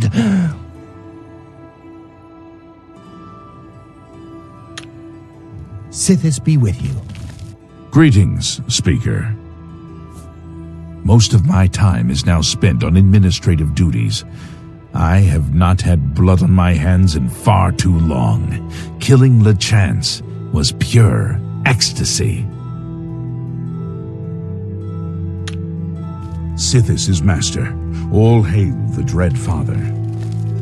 Hello, fellow speaker. Welcome to the Black Hand. So nice to see you're in one piece.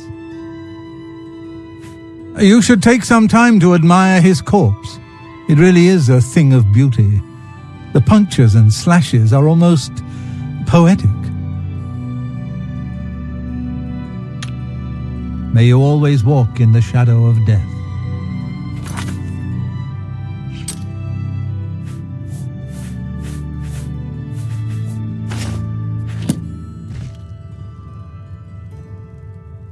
What? What is that? Is that a head? No, it can't be. Sorry, Speaker. I'm distracted.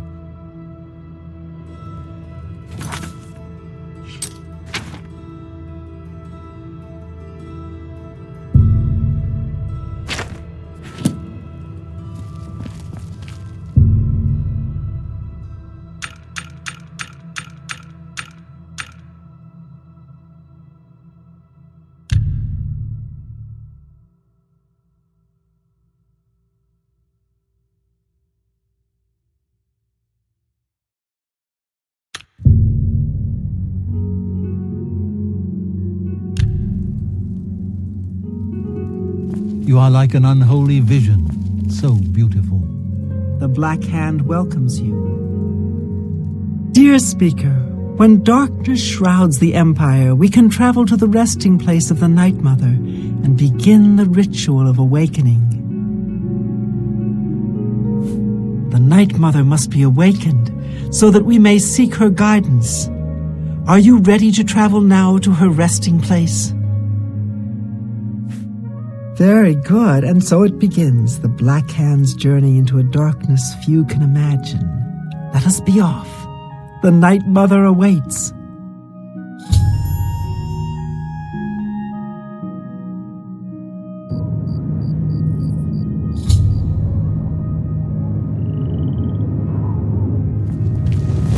Behold the Night Mother.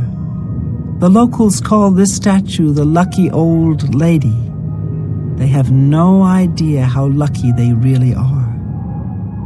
For this stone effigy masks the entrance into the Dark Brotherhood's most revered unholy site, the crypt of the Night Mother herself. In a moment we will begin. I will recite an incantation, and we can proceed down into the crypt and seek an audience with the Night Mother. I know this is all very overwhelming, dear child. Just follow along and you'll be fine. Now, let's go see what the future holds, shall we?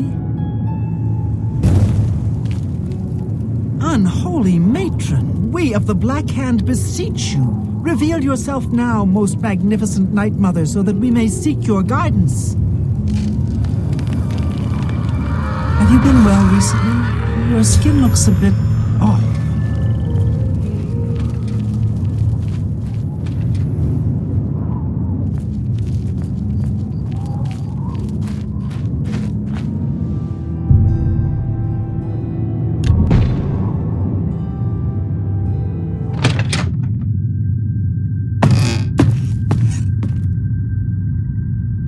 What is the meaning of this desecration? Who has disturbed my ancient slumber? Dearest Night Mother, most unholy maiden, please, we beg your mercy in this our time of need. The Black Hand seeks your guidance. Ah, yes, I have been expecting you. The listener now kneels by Sithis, as does his successor. There is a traitor amongst you. The traitor is dead, dear mother. We have come now to ask your blessing. Anoint one of us your listeners so we can restore the Black Hand. Foolish little girl. Lucien Lachance served Sithis till his dying breath. The Black Hand remains tainted by betrayal. Restoration is impossible.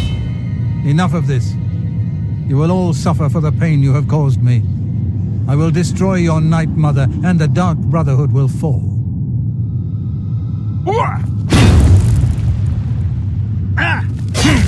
What treachery! The traitor still lives. It is Matthew Bellamont. Do not let him harm the Night Mother. Kill him!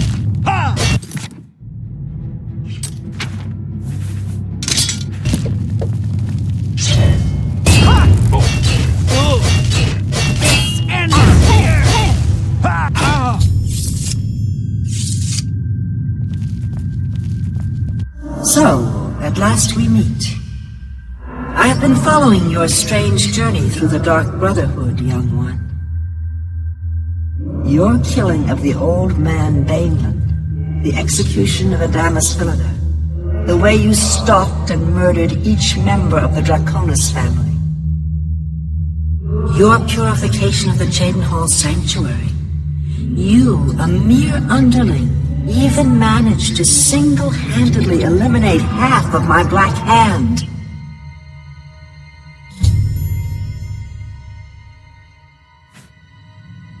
Ah, so you choose to play the stoic, hmm? You remain silent even when faced with my terrible countenance.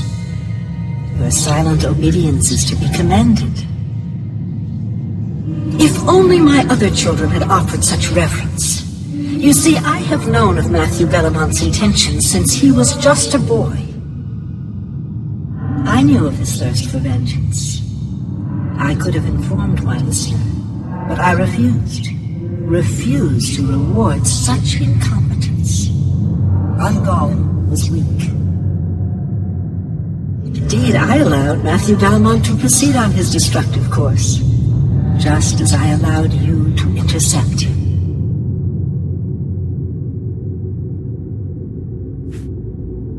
Yes, dear child, yes. The Dread Father foresaw it all. You were meant to kill the traitor. You were meant to be named listener of the Black Hand. You possess strength and cunning, and a heart as black as midnight. You were marked by Sithis the moment you emerged from your mother's womb.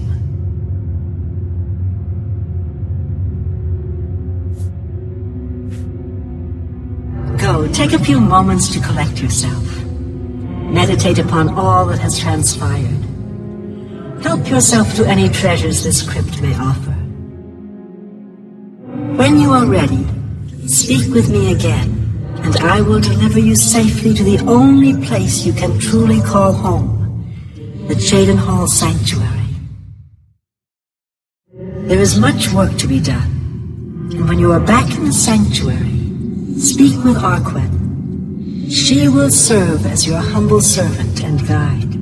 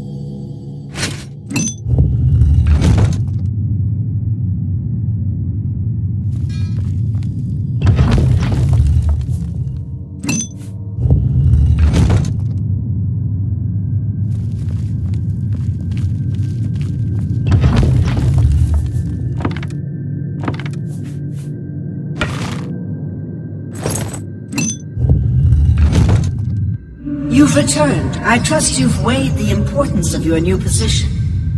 For you will soon hear words that will change lives, alter destinies. And I hope you've taken everything you desire from my crypt. Once you leave, you will be unable to return. Now, are you ready to begin your new life? Very good. Now begins your true journey. We will soon become very intimate, you and I.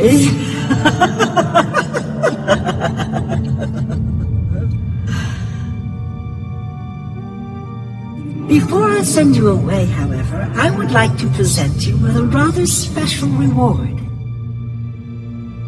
I see you still possess the Blade of Woe, the weapon given you by Lucien LeChance when you first met.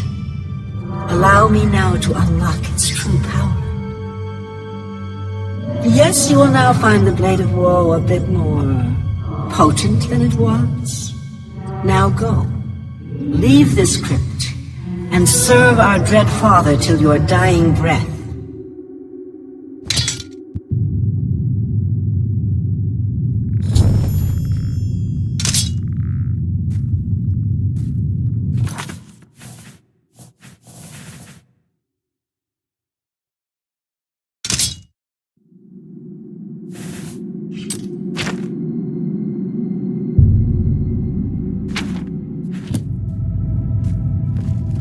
Honored listener, I offer myself as your humble servant and guide. Please allow me to mentor you in your new role. Here's what I believe we should do next. I will stay here and attempt to re-establish this sanctuary. I will begin recruiting new members. You must fulfill your new duties. The statue in Breville serves as a conduit between the Night Mother and the listener. Once a week, you must visit the statue. Talk to it. You will be presented with a list of names and locations. These are people who have prayed to the Night Mother. They request a visit from a speaker to arrange someone's assassination. All you need to do is visit the statue once a week, get the list of names and locations, and pass it on to me here in the sanctuary. Do this, and I will give you your share of the sanctuary's weekly earnings. There's so much work to be done. So much work.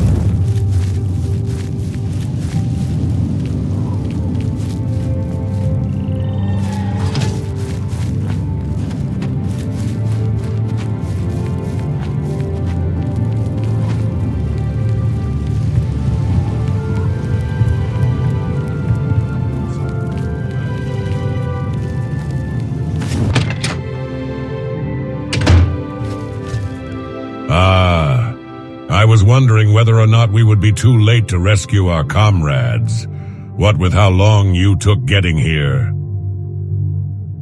The Shadow Seeker party is ready to leave. We only await you. Are you ready? All right, let's get moving. Shade and Midnight have gone to collect our horses, and we've purchased an extra one for you, just in case you don't have one of your own. Let's head outside, mount up, and head into the Imperial City. Follow me closely.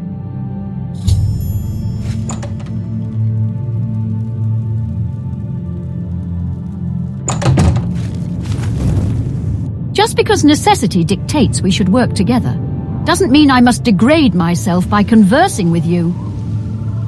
Oh, you don't comprehend what I am saying? Well, I'll simplify it for you. Go away. And take your unique aroma with you.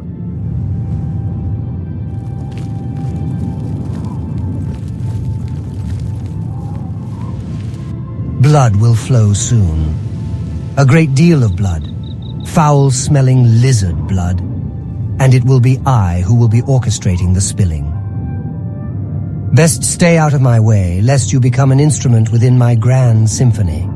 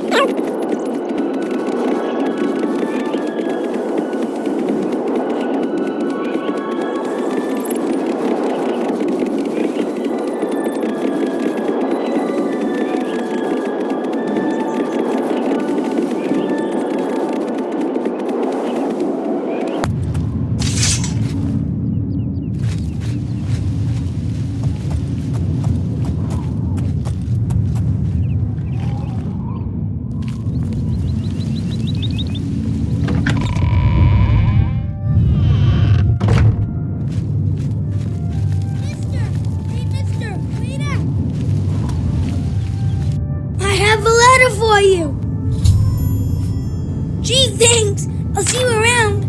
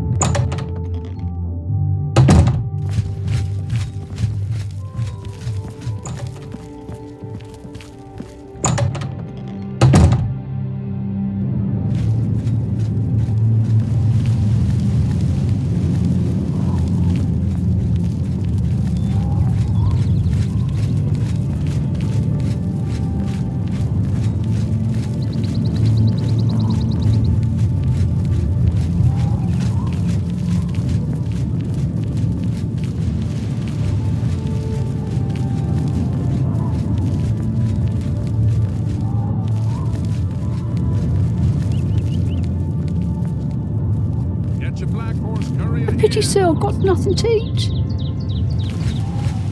Are you not feeling well?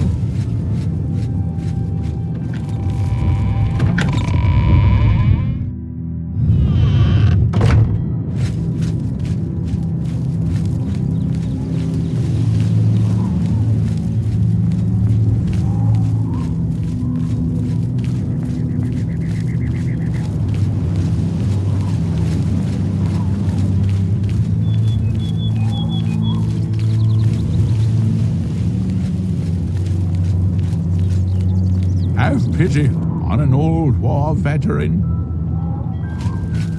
Have you been well recently? Your skin looks a bit off.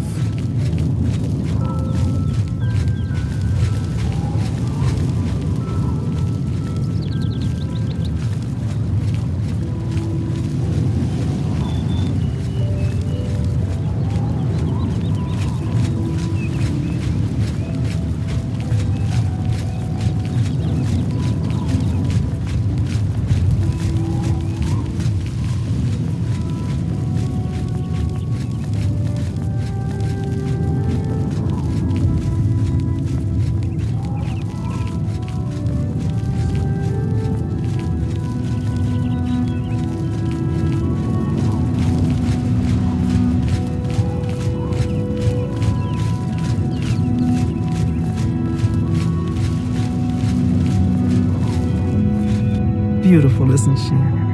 The Marie Elena. Damn fine ship, with a damn fine crew. I should know. I'm her first mate. Malvolus is my name. So believe me when I tell you we don't like it when people snoop around in our affairs. You get near that ship and my men will run you through.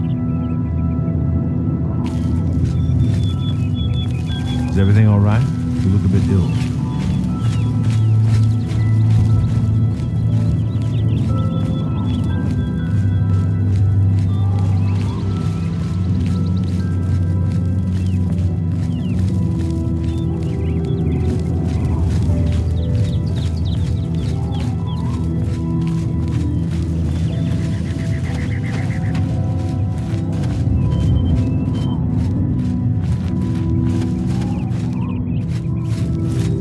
This well here marks the entrance to the Shadowscale Stronghold.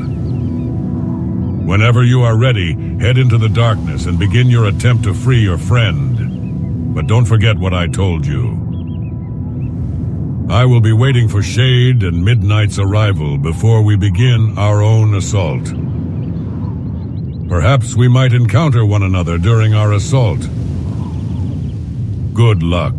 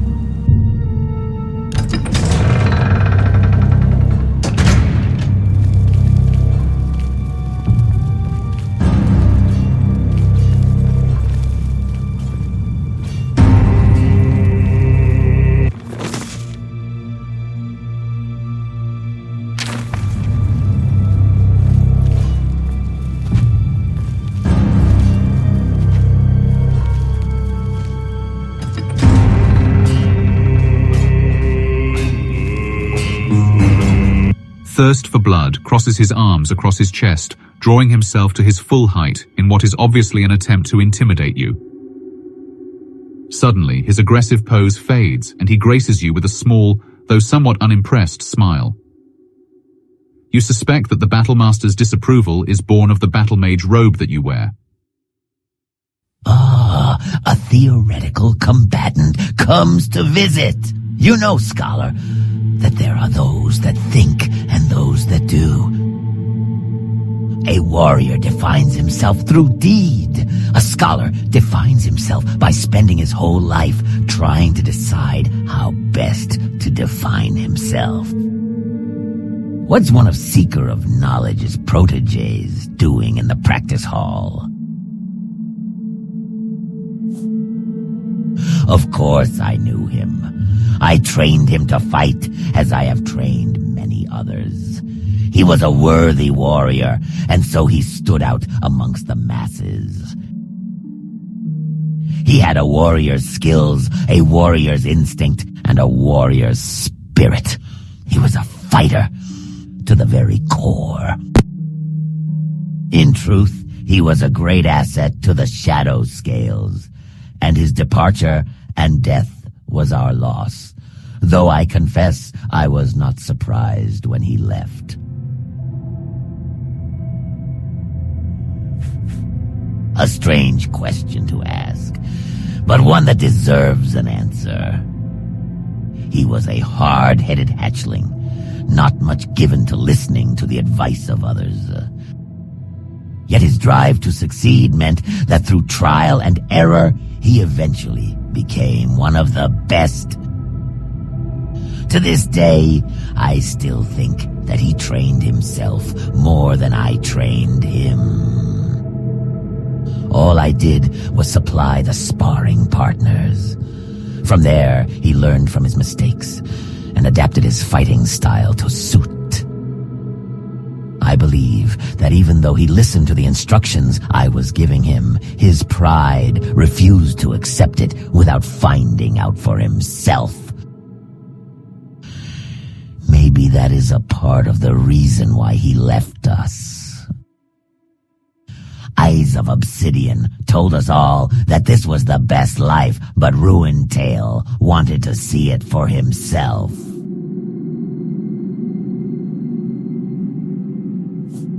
He was fortunate to be gifted with the ability of mage sight, as well as a firm grasp of close combat discipline. Switching back and forth between the two, as easy as you might switch between a knife and a fork. 1 minute, he was throwing a ball of fire in your direction. The next, he was in your face, forcing you backward beneath his attacks. I remember one bout that he and I had just before his initiation test, in which he thirsts for blood falls silent, as if realizing that his stories are not for casual conversation. Well, maybe we'll talk of that some other time. Was there anything else you wanted to ask? I do, from time to time. Usually, if a hatchling shows particular promise, or if he is so insolent that he deserves punishment. Was there anything else you wanted to ask? That's funny. After all the complaining Seeker of Knowledge did when last I loaned my key to one of my apprentices, now he wants me to loan it to one of his. Sorry, scholar, but I'm afraid my key is staying with me for the near future. And unless his students are performing better than mine, I suspect neither batch will be ready for the trials in the arena anytime soon.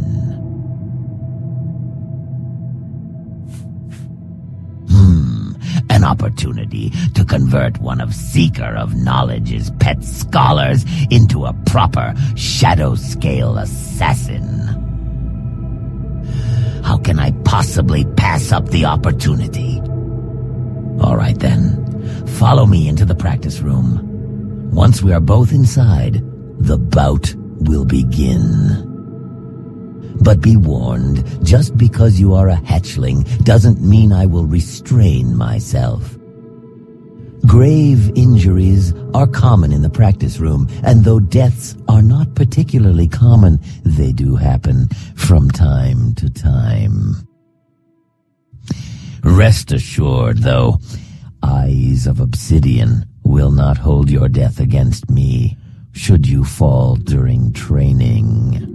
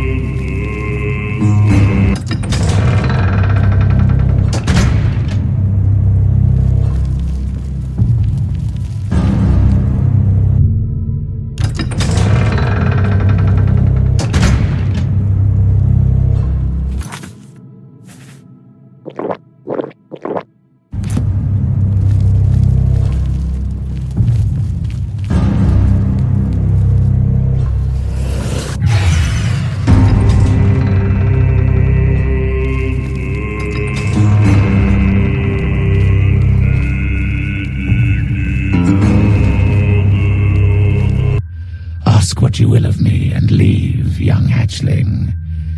I have a great deal of work to complete. What a strange question to ask. Especially when one considers the potential trouble that could arise should you ask that question to the wrong person. But in answer, yes, I did know Ruined-Tail. I was his instructor in the arcane arts, and in the ways of the scholar. Mayhap you have noticed that in the battlefield, the intelligent combatant always triumphs over the mindless warrior.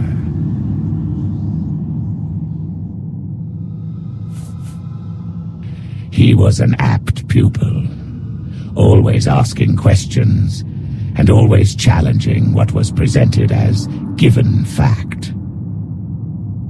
Are you perchance familiar with the concept of primary and secondary sources? A primary source is someone who was there to witness an event and then writes or tells the tale of it. A secondary source is someone who hears tell of the event or researches it after it has transpired and then writes histories of it. It has been many generations since any of the Shadowscales in authority have lived lives as citizens of Tamriel. And so all we have to present to the initiates are stories of how much better life is as a part of the sect. Silencer Ruined-Tail challenged that, pointing out specifically that as a secondary source, the credibility of those stories is next to worthless. He and I argued for many hours about that, and I can only guess that my argument failed to sway his mind, since it was soon after that he left to experience Tamriel for himself.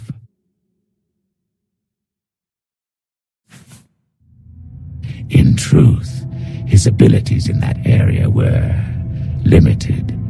Close combat was always his speciality, and so he trained harder to perfect that particular art. Oh, he could cast a number of rudimentary spells, and he was very good at finding the perfect opportunity to use those spells. Yet a true mage he could never have been. Being a battle mage was much more suited to his limited abilities than an outright spell slinger.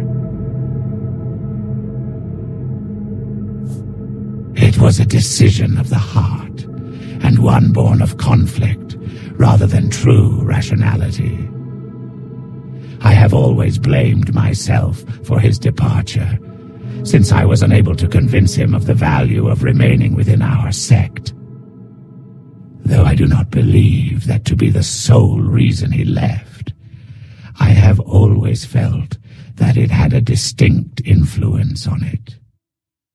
I cannot help but wonder whether he found what it was that he was looking for in Tamriel. That is, before he died. The librarian frowns at the question. There are some questions that a hatchling should not ask, and there are some that not even a keeper of knowledge, such as myself, should ask. This is one of those questions, young hatchling. Best keep it to yourself. And why would you need that, hatchling? Surely you know that only the Battlemaster and myself are permitted to carry the keys. Seeker of Knowledge looks somewhat surprised at your words. I did not realize that the current class had progressed so much as to be ready for the trials. They must be doing exceptionally well if you are accelerating their course this much. Do you have a list of names of the hatchlings who will be participating in the trials? So, these are the most skilled of the current class of hatchlings. Some of these names surprise me, as their academic capabilities are next to negligible. Still, I suppose that they must be good at something, if not magecraft. All right, here is my key to the arena. But you tell Thirsts for Blood that in the future I will not turn over my key to hatchlings sent to do his bidding. It is too much of a security risk.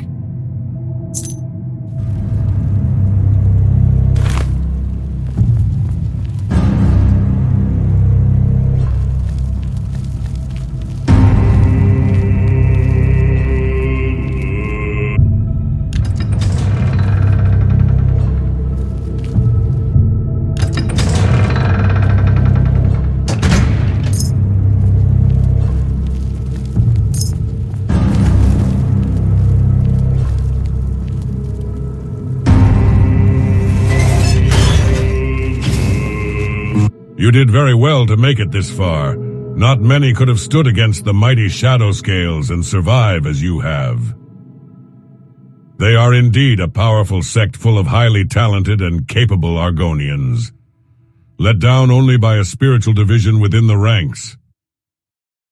What the hierarchy see and believe, and what the lower-ranked Shadowscales see and believe, are polar opposites. In Death's Embrace and Eyes of Obsidian genuinely believe that what they do is for the good of Sithis, and so are spiritually driven. Yet the ordinary assassins do not believe in the Dark Father. To them, their existence and their missions are a way of life, nothing more. This damages their capability to operate as a team, and instills doubt and unrest. Over time, more cases of runaway Shadowscales like your pet lizard will occur, especially now that Ruined-Tail has proven that it is possible. Even if he did meet a bitter end. Ultimately, between you and your pet lizard, and me and my Shadow Seekers, we have managed to completely undermine the entire Shadowscale operation within the Imperial City. We have heralded the demise of this once powerful organization, and they deserve no less. The Shadow Seekers will not suffer betrayal and treachery at the hands of anyone. Twilight smiles broadly, his eyes awash with manic arrogance. As I'm sure you've guessed by now, when first we met at the Tavern of the Battered Dragon, we were under the pay of the Shadowscales. The Dark Brotherhood maintains strong ties to the various Shadowscale sects. And when it became known that one of the Shadowscales, Ruined-Tail, had betrayed their sect, the Dark Brotherhood contracted us to track him down. You see, we Shadow Seekers are outcasts of the Dark Brotherhood. Yet while their oaths and doctrine led to our excommunication from the ranks, their hierarchy recognized how useful our talents were, especially when dealing with internal issues, traitors and the like. So we are a mercenary band, but our primary contractors are the various leaders of the Dark Brotherhood and Shadowscale sects. After locating ex-silencer Ruined-Tail, we provided his whereabouts to In Death's Embrace, and they set fire to the tavern in an attempt to kill him. Naturally, they lost track of him again, and I found him in Cheydinhall after he fled from you. I directed him to a convenient ambush location, and sent word to In Death's Embrace yet again. Finally, when they also failed to kill him outside of Cheydinhall, I coordinated with the assassins that eventually got him in Anvil. Gloom was then commissioned to resurrect Ruined-Tail, after which our contract was complete. We got paid, and we went on our merry way. In an attempt to smooth things over with you and your pet lizard, I ordered Gloom to resurrect your dead friend when you arrived. When word of this reached Eyes of Obsidian, the new Shadowscale Dark Hand in the Imperial City, he assumed that we had sided with you. This made us a threat to the security of the Shadowscales, and the Dark Brotherhood thus made us number 1 of their hit list. Gloom was taken, Shade assaulted, and threats made against us. The Shadowscales betrayed us. What better way to seek revenge on them than to side with the very being who instigated all their problems? And so, here we are now with you. Gloom has been freed and all is right with the world. Except one thing. Twilight raises a single meaty arm to point directly at you, a victorious smirk consuming his features. You, of course. We have imprisoned Eyes of Obsidian in the prison complex behind us, along with your pet lizard. With the Shadowscales in the Imperial City destroyed, along with Ruined-Tail. There is no evidence to indicate to the Dark Brotherhood that we ever betrayed them. That is, provided we can keep you silent as well. We are going to fight you, of course. And after we have defeated you, we will send a message to the Dark Hand of the Dark Brotherhood and advise him of your attack here. We will tell the Dark Hand that you came here to free your pet lizard and massacred the Shadowscales that stood in your way. Finally, and most importantly, we will inform him that we arrived to collect payment for a contract, just in time to prevent you from escaping. But too late to prevent the massacre of Eyes of Obsidian and his Shadowscales. We opted to kill you slowly, painfully, as punishment for your crimes against the Dark Brotherhood. The only problem with that story is that it requires you to be dead, and bonus points will be awarded for painful dismemberment. Twilight shrugs, making a futile attempt at conveying regret. It is unfortunate that we should come to this unsavory end. But the fact of the matter is that I can't stand the presence of lizard lovers, and you take the term to a whole new and disturbing place. Besides, the Shadowscales and the Dark Hand pay too well for me to ever consider the moral implications of my actions. What can I say? Needs must when the devil drives. Twilight hesitates, considering your words. Despite any apprehensions he might have, his greed calls to him. As a businessman in charge of the Shadow Seekers, it wouldn't be good business practice to say no without at least hearing your offer. Besides, I suspect that my party members would mutiny if I turned down a reasonable offer. So I will ask, how much would you be willing to offer us? Bear in mind that any amount would need to negate our involvement with the servants of Sithis forevermore. Twilight looks as though he is about to object with an accompanying snide remark, but suddenly falls silent. You see that he has noticed Midnight and Shade looking unsettled out of the corner of his eye, and it is obvious that they think the money is good. Sternly, Twilight looks at each of his fellow party members, gauging just how likely they are to mutiny if he refuses. Finally, he comes to a decision. So be it then. Give me the gold. You and I will go our separate ways. You leave us alone, and we will leave you alone. Besides, with the Shadowscales dead, neither of us has any reason to seek out the other again. Here is the key to the prison complex. Farewell. I wish I could say that it has been nice knowing you, but I would be lying, so I won't.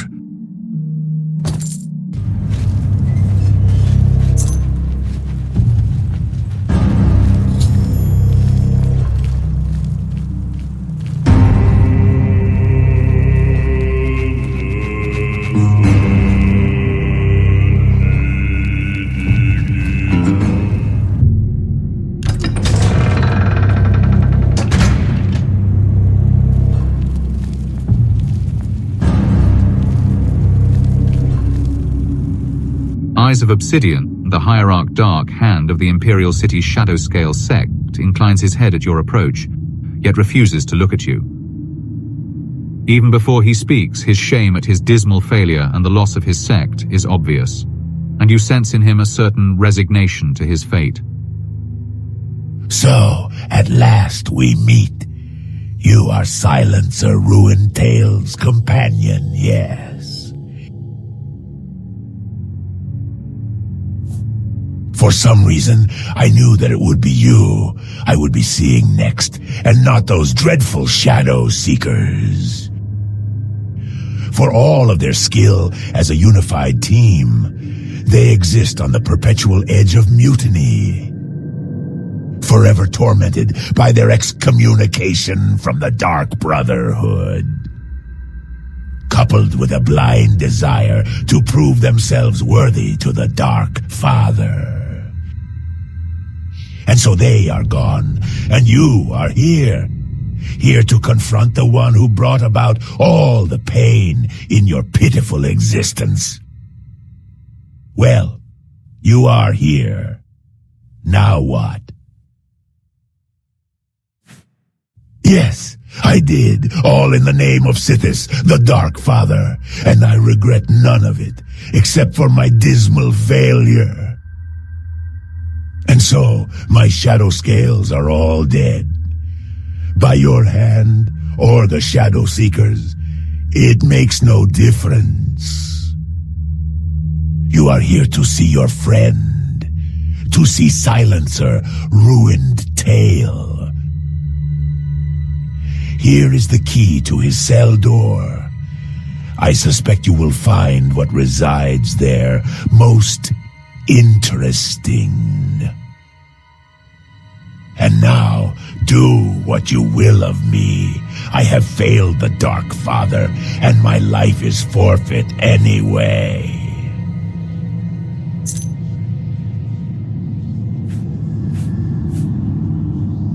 Eyes of Obsidian makes no attempt to resist as you reach through the bars in the cell door to grasp at his throat. But when he realizes that you have no plans of a quick and pain-free death, he suddenly grows afraid. He struggles to cry out, even as your talon-like hands press tightly against the pebbly scales at his throat, slowly crushing his windpipe. The struggle seems to last for a long time, with Eyes of Obsidian's face growing an eerie shade of grey as his body cries out for air. Finally, though, with a gurgle and a crunch, his windpipe shatters, and he slumps limply on the cell floor.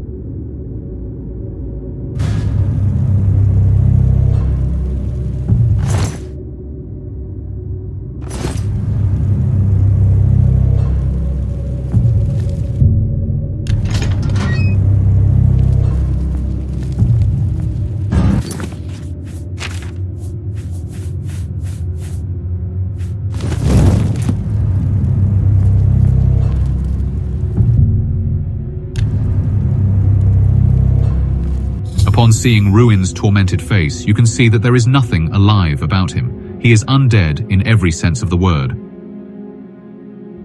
The darkness closes in on me, warm, sweet, rapture. I am helpless but to heed its call. Suddenly, Ruin, in Missing Tooth's body, looks around, obviously terrified. My body, it is dying. I must protect it.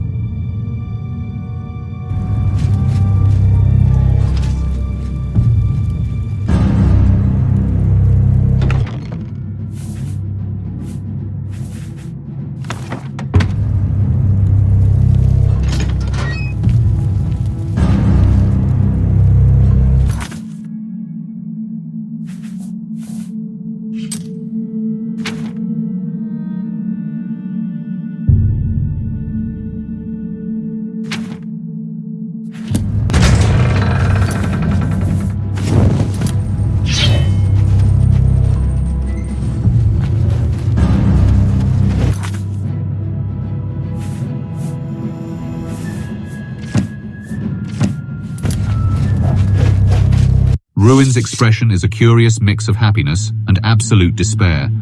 He looks at his rotting flesh and sighs emphatically. Oh, my friend, what has become of me?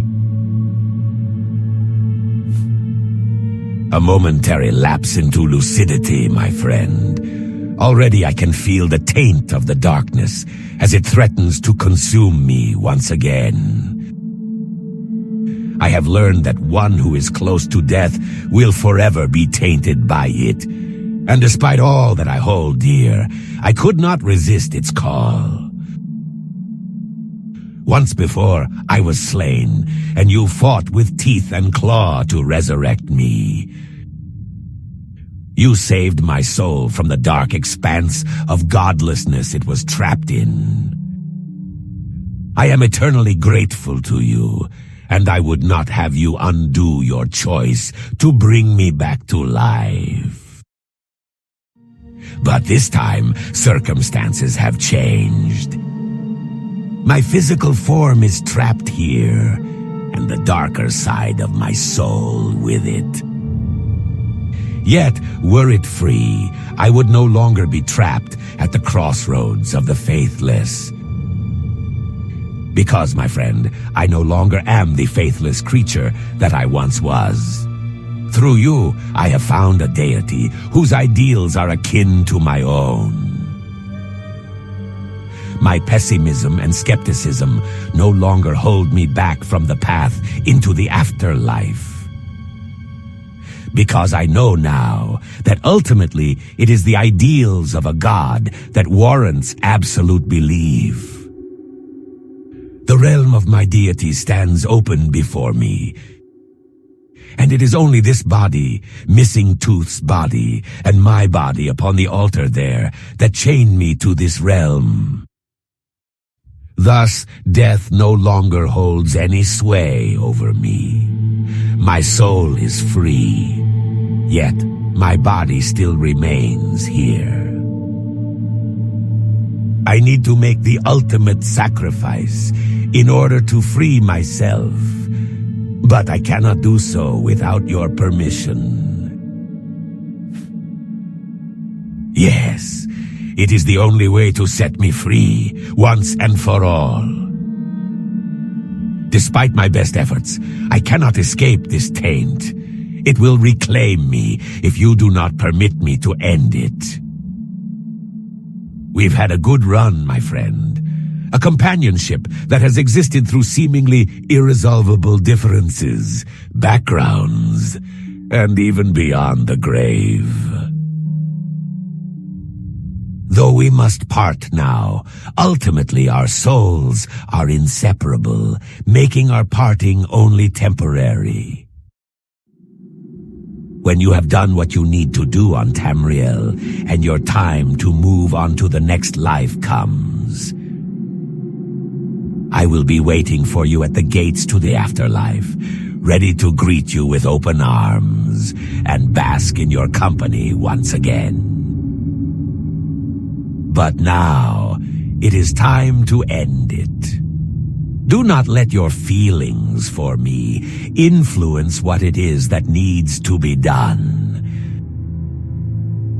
You know that it is right. And I will miss you. But the knowledge that we will see each other again makes this parting bearable. It is the light at the end of the tunnel, and eagerly I await its warm embrace. Goodbye, my friend. I will never forget all that you have done for me.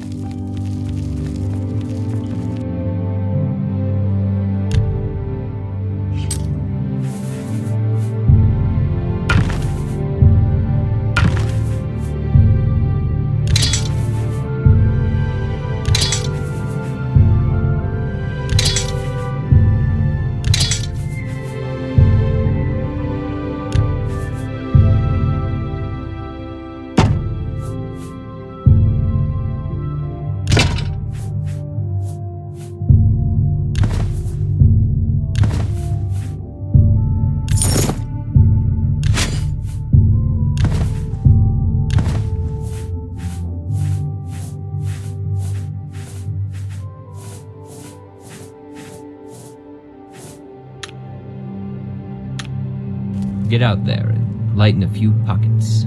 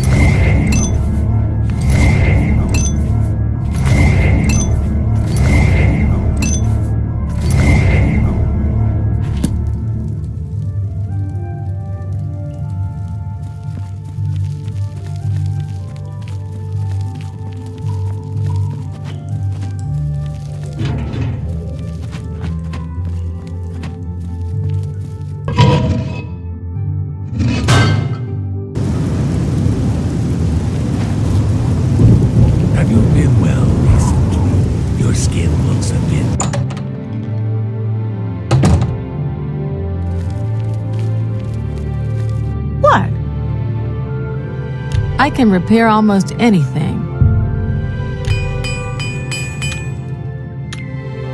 Goodbye. Are you not feeling well?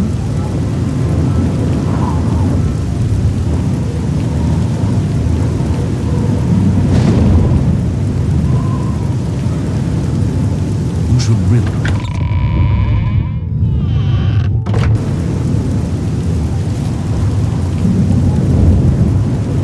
The Grey Fox is waiting inside.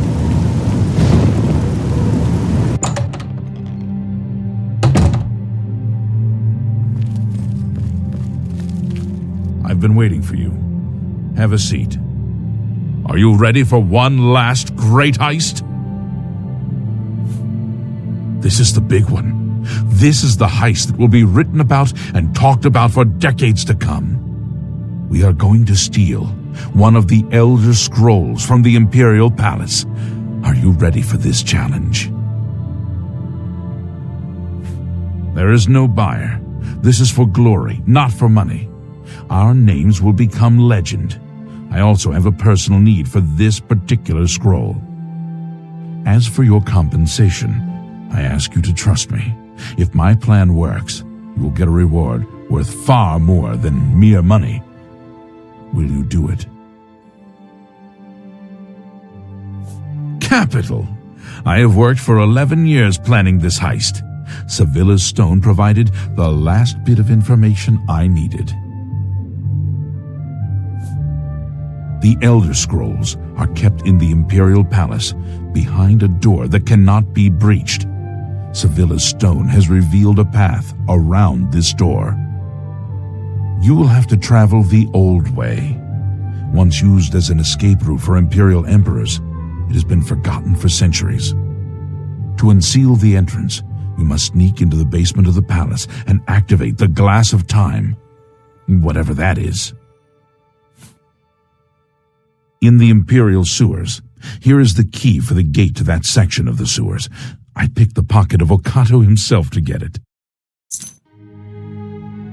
My scrying with Sevilla's stone has provided clues, but not the details. I know the tools you will need there, but not the obstacles themselves. The boots of Spring-Heel Jack will allow you to leap to an unreachable place. They will also protect you from a long fall.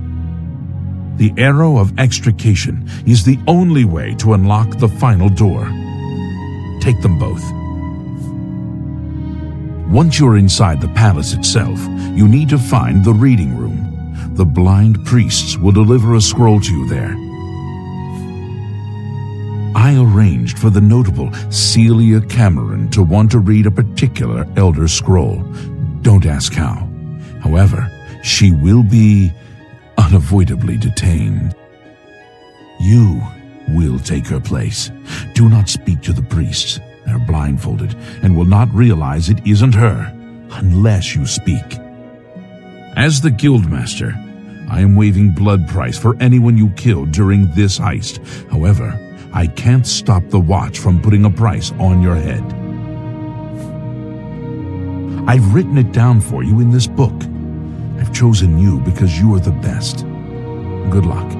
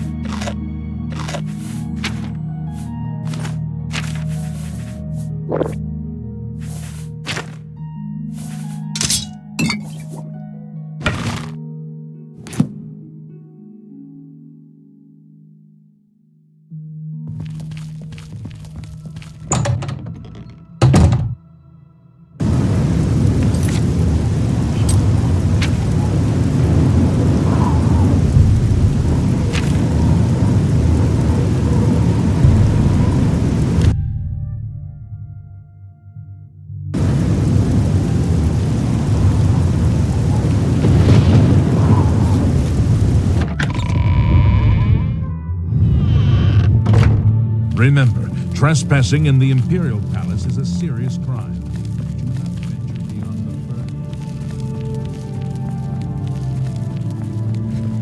Remember, trespassing in the Imperial Palace is a serious crime. Do not venture beyond the first and second floors.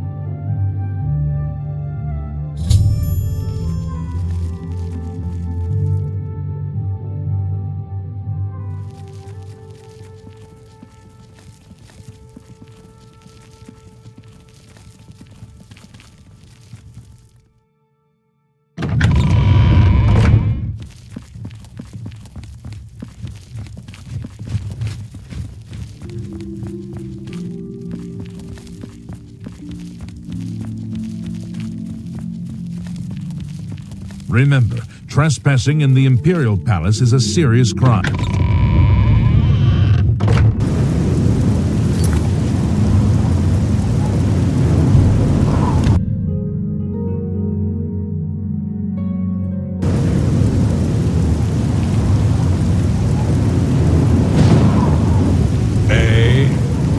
Is everything all right?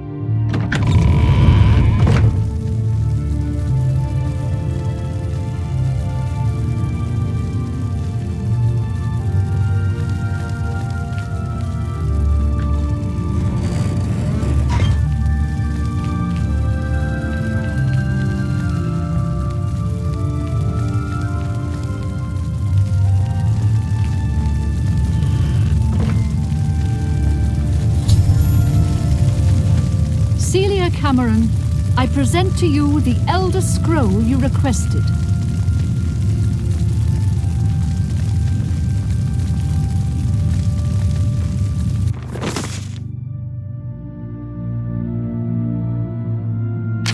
Welcome to this holy library, Lady Cameron.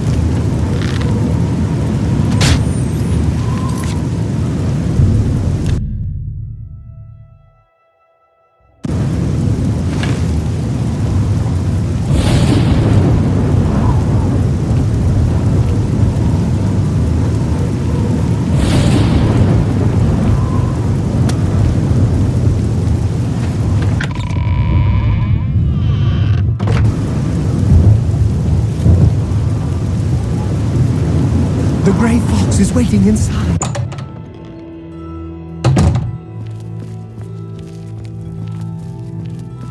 You're back. Have a seat and tell me everything. You have the scroll. I can hardly believe it. The odds were clearly against you. Capital job. Capital. I have spent 7 years learning how to translate this scroll. Even so, I will need a while to decipher what I've sought so desperately. Ah, still thinking about your reward, eh? I have not forgotten you or your loyal service to the Thieves Guild. You'll just have to trust me. Give this ring to Countess Umbranox in Anvil.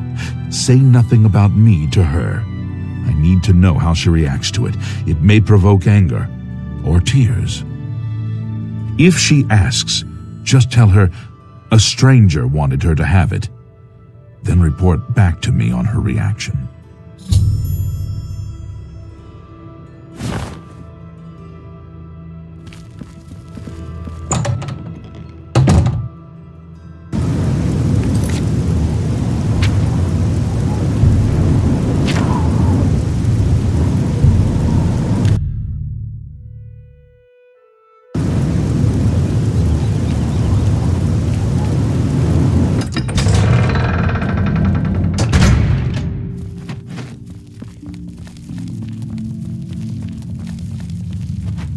Are you not feeling well? Go on. This ring belonged to my husband. He's been missing for over 10 years. For some reason, his name and face escape me at the moment. How did you get it? Do you know his whereabouts? Why are you showing it to me? My husband's wedding ring. I never thought to see it again. What I wouldn't give to see him once more. He looks familiar.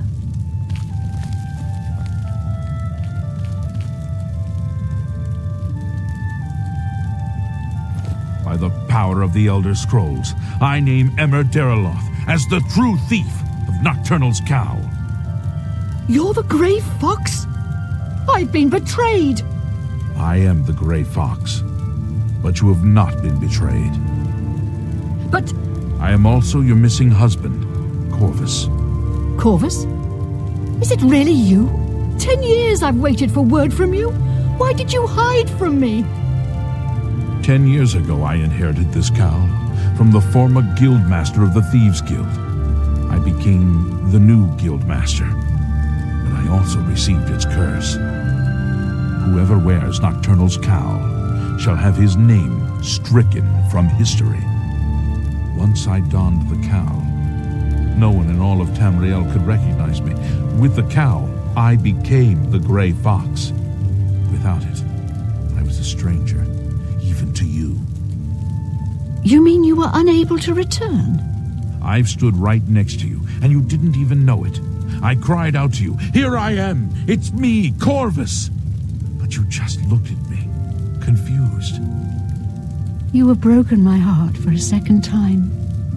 I cannot let the infamous criminal mastermind, the Grey Fox, become the Count of Anvil. If you try to announce yourself as Corvus, I will deny you. I will deny you before the Emperor if I have to. I guessed you would say these terrible things to me. That is why I brought my friend along. From this moment forward, I renounce my life of crime forever. I'm passing the Grey Cowl of the Thieves Guild to its new guild master. The Grey Cowl is now yours. You are the new guild master of the Thieves Guild. You will find that history has been altered tonight. Such is the power of Nocturnal's curse that lifting it can alter time itself. If Emer Deriloth had not stolen Nocturnal's cowl, the Thieves Guild would never have fallen on such hard times. Because of the curse, he was unable to operate in the normal world of business and society. He could only act as the guild's figurehead. That has been undone. If you go to the Imperial City, you will find that the Thieves Guild has a guild hall on the site of the ruins of Deriloth. What? Go on. Just leave.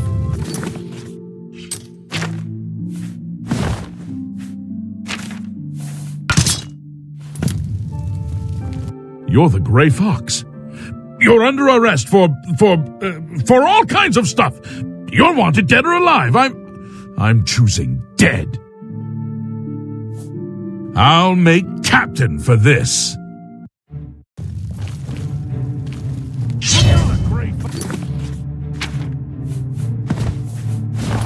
You're under arrest.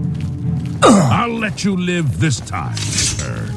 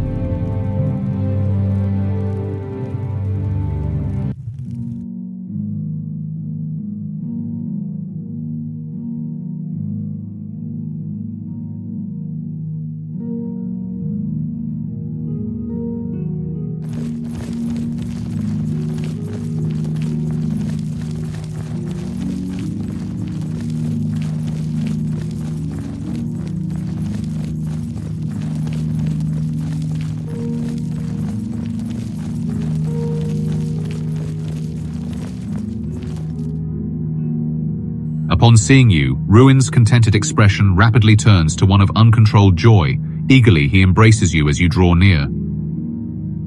My dear friend, what have I become? I will tell you, I have become something more than I ever aspired to be. I have been freed in every aspect of the word.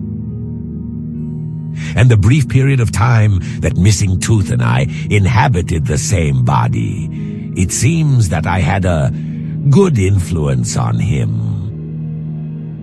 As he too has been freed from the abyss of the faithless, due to his heartfelt dedication to a deity.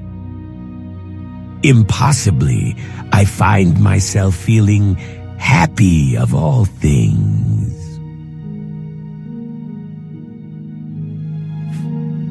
Would you believe it? But I noticed that fact myself, Yet, in all reality, it means nothing whatsoever. Trust me when I tell you this. In this plane of existence, death is only the beginning. There is so much more waiting for you when at last your mortality catches up with you. Rather than fearing death, you should embrace it and await its call with eagerness.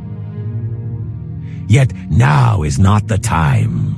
There is still so much more that you can do for Tamriel in all its tormented glory.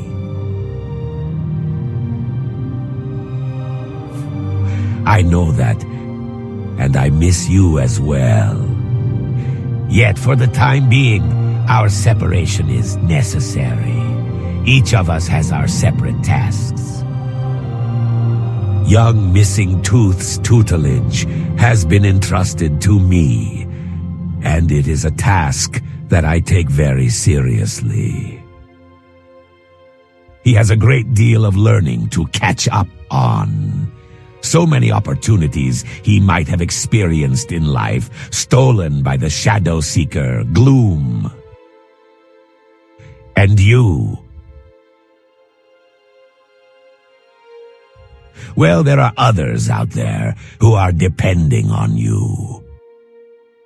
A long-dead general haunted by his merciless crimes, and a fallen fiend who battles the loneliness of her self-created existence. You have more work to do, my friend. Now go do it.